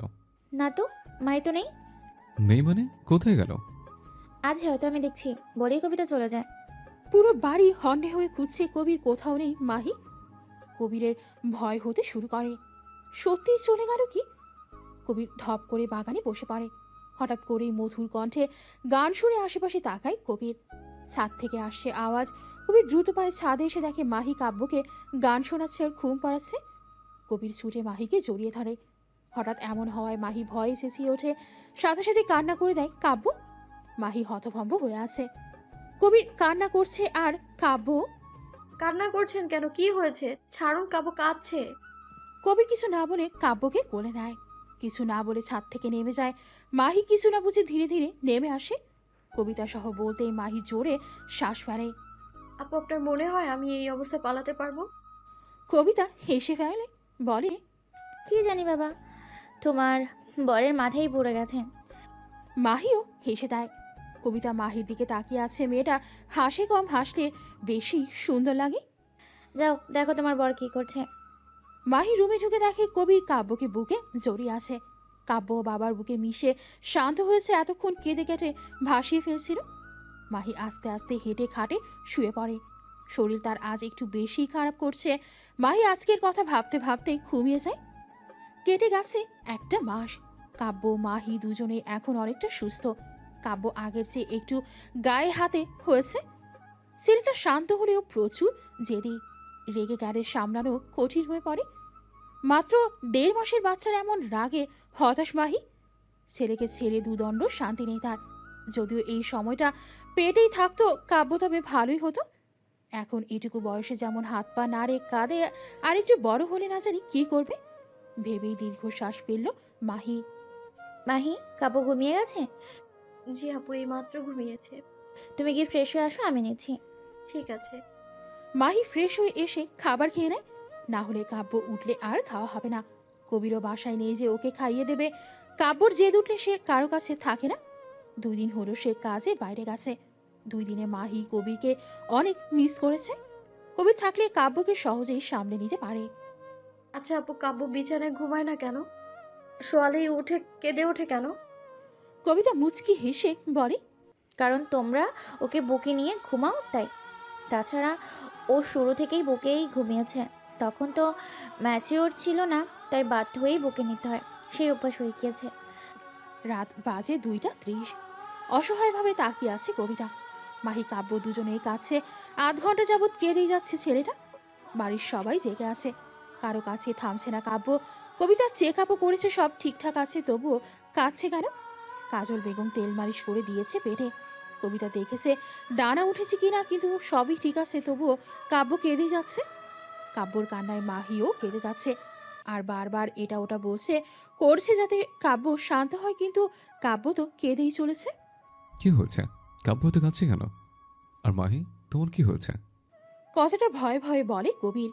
না জানি কি হয়েছে। কবিরকে দেখে মাহি ছুটে কবিরকে জড়িয়ে ধরে। কবির অবাক হয়, ভয়ে যেন হাত পা নড়ছে না। কাব্য এত কাছে কেন? সেই আধা ঘন্টা ধরে কাছে, থামছি না। কবিরের দিকে তাকিয়ে কথাটা বলে। কবির কাব্যকে কোলে তুলে নেয়। বাবার কোলে প্রায় 5 মিনিট পর শান্ত হয়। সবাই এবার লম্বা শ্বাস ফেলে। মাহি এখনো কাঁদছে। কবির এক হাতে মাহিকে জড়িয়ে ধরে, চোখের পানি মুছে ইশারায় কাঁদতে মানা করে। কবিতা কাজল বেগম এবার শান্তি পায়। মেয়েটা কাব্যকে সামলাতে হিমশিম খাচ্ছিল। কবিতা ফিসফিস করে বলে, খেয়ে এসেছিস? না। আমি খাবার পাঠাচ্ছি, মা ছেলেকে সামনেই খেয়ে নিস। কবির মুচকি একটা হাসি দিয়ে মাথা নাড়ায়। কবিতাও হেসে বেরিয়ে যায়।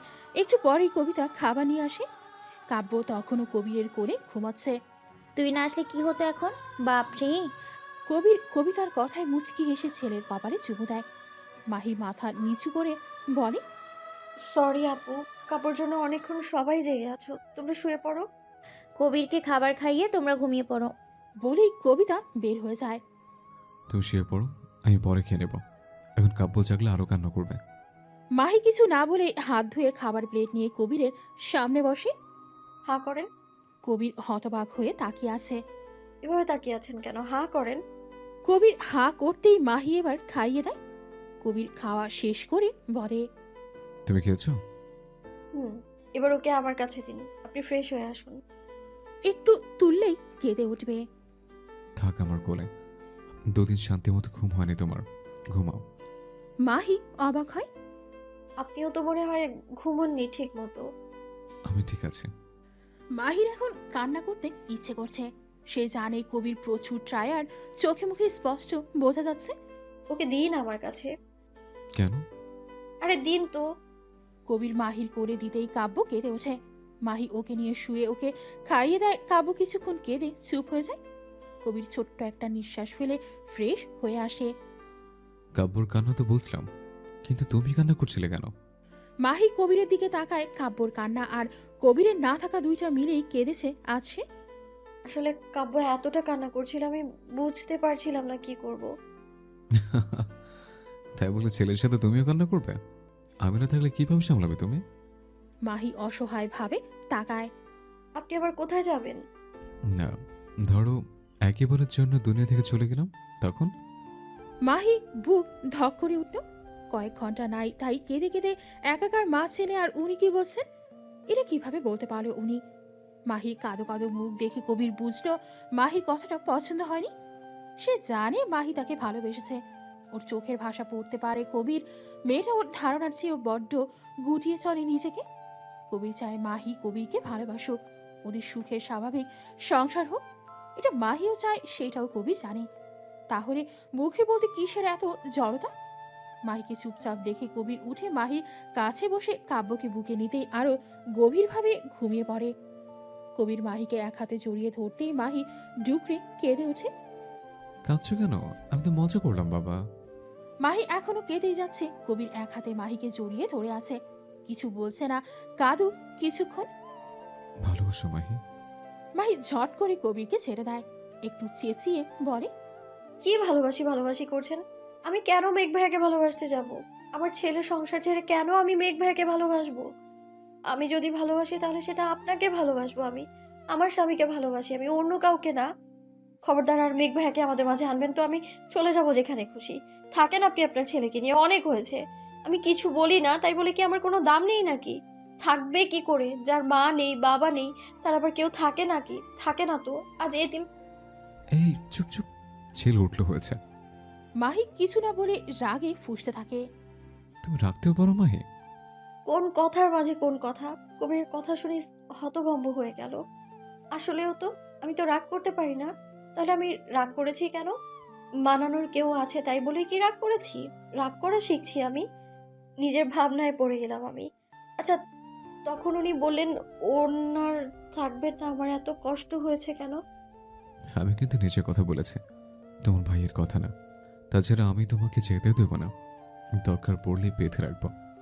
যত খারাপ হতে হয় হব, আমি তোমাকে আমার এই বিষাক্ত ভালোবাসে বেঁধে রাখবো, বুঝলে?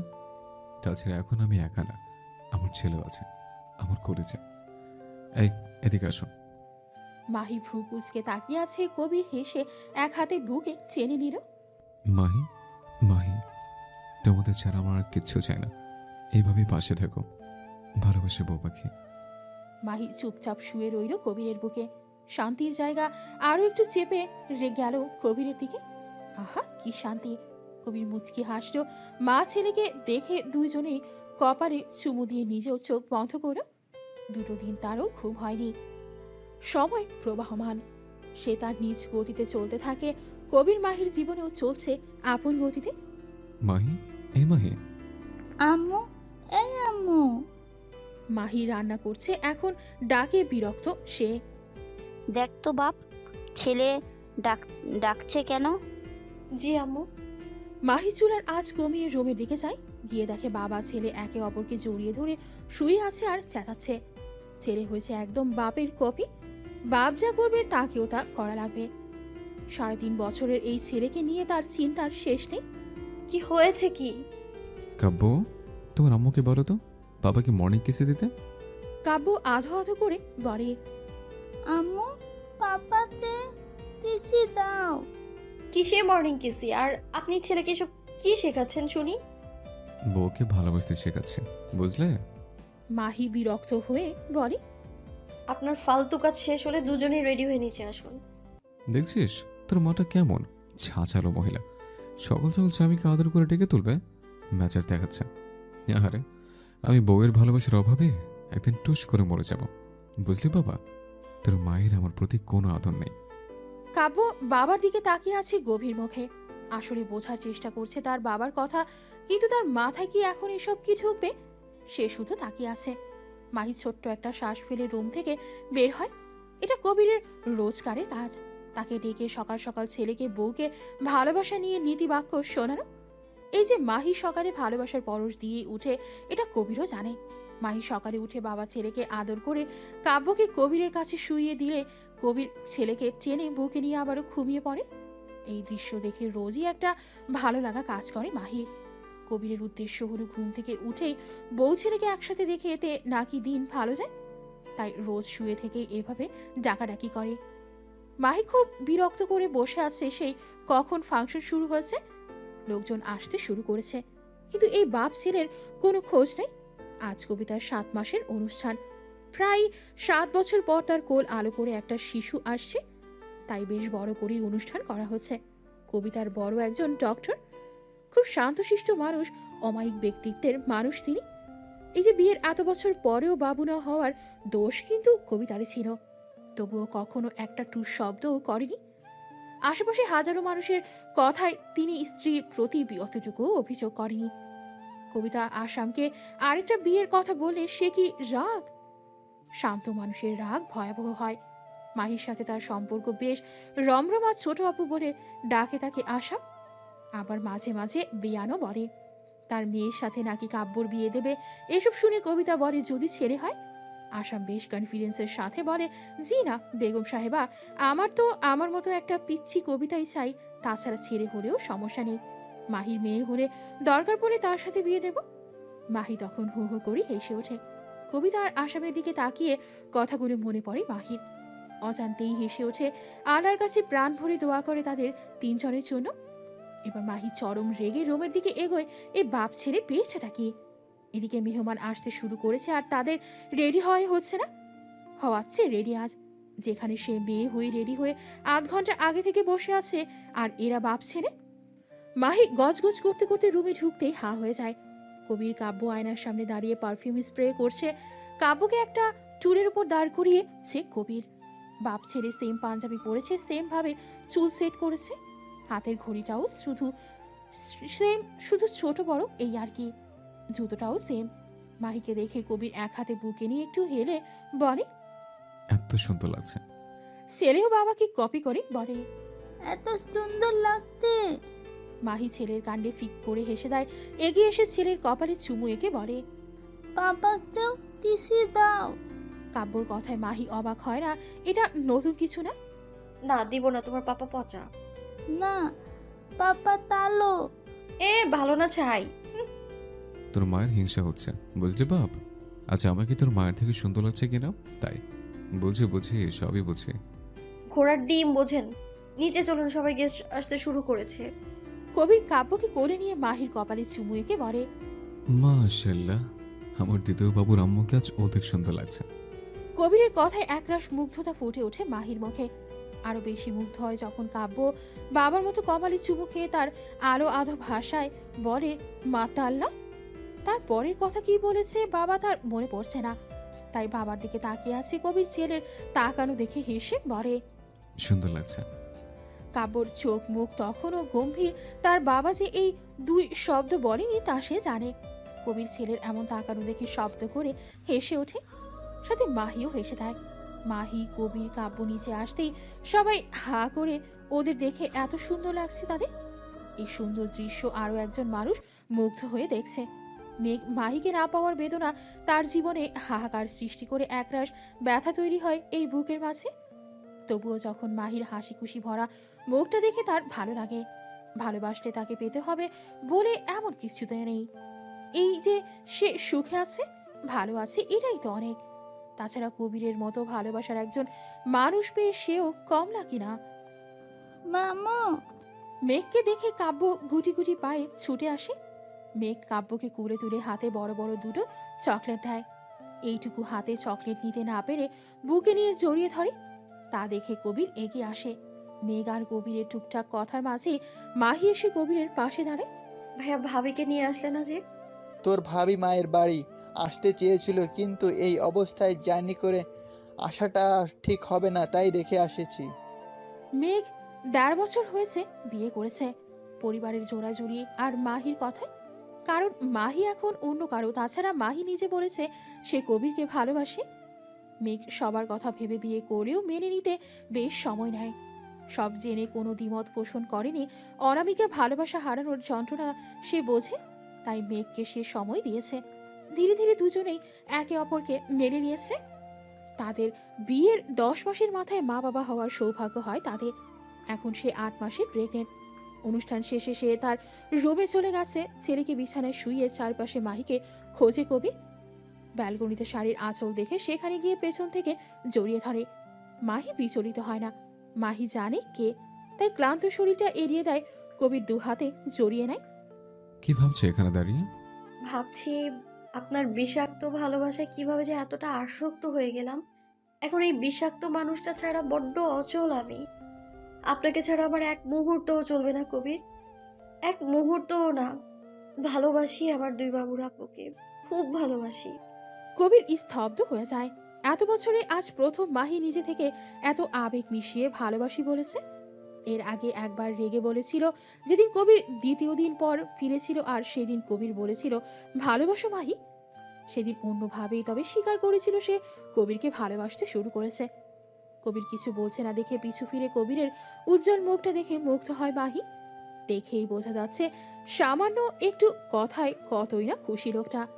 খুশিতে কিছু বলতে পারছে না। মাহি কবিরকে আরো অবাক করে দিয়ে সারা মুখে ভালোবাসা লেপটে দেয়। ভালোবাসি বর্মশাই। কিছু ভালোবাসা বিষাক্ত হয়ে শুরু হলেও সেই ভালোবাসায় আসক্তি খুব সুন্দর হয়।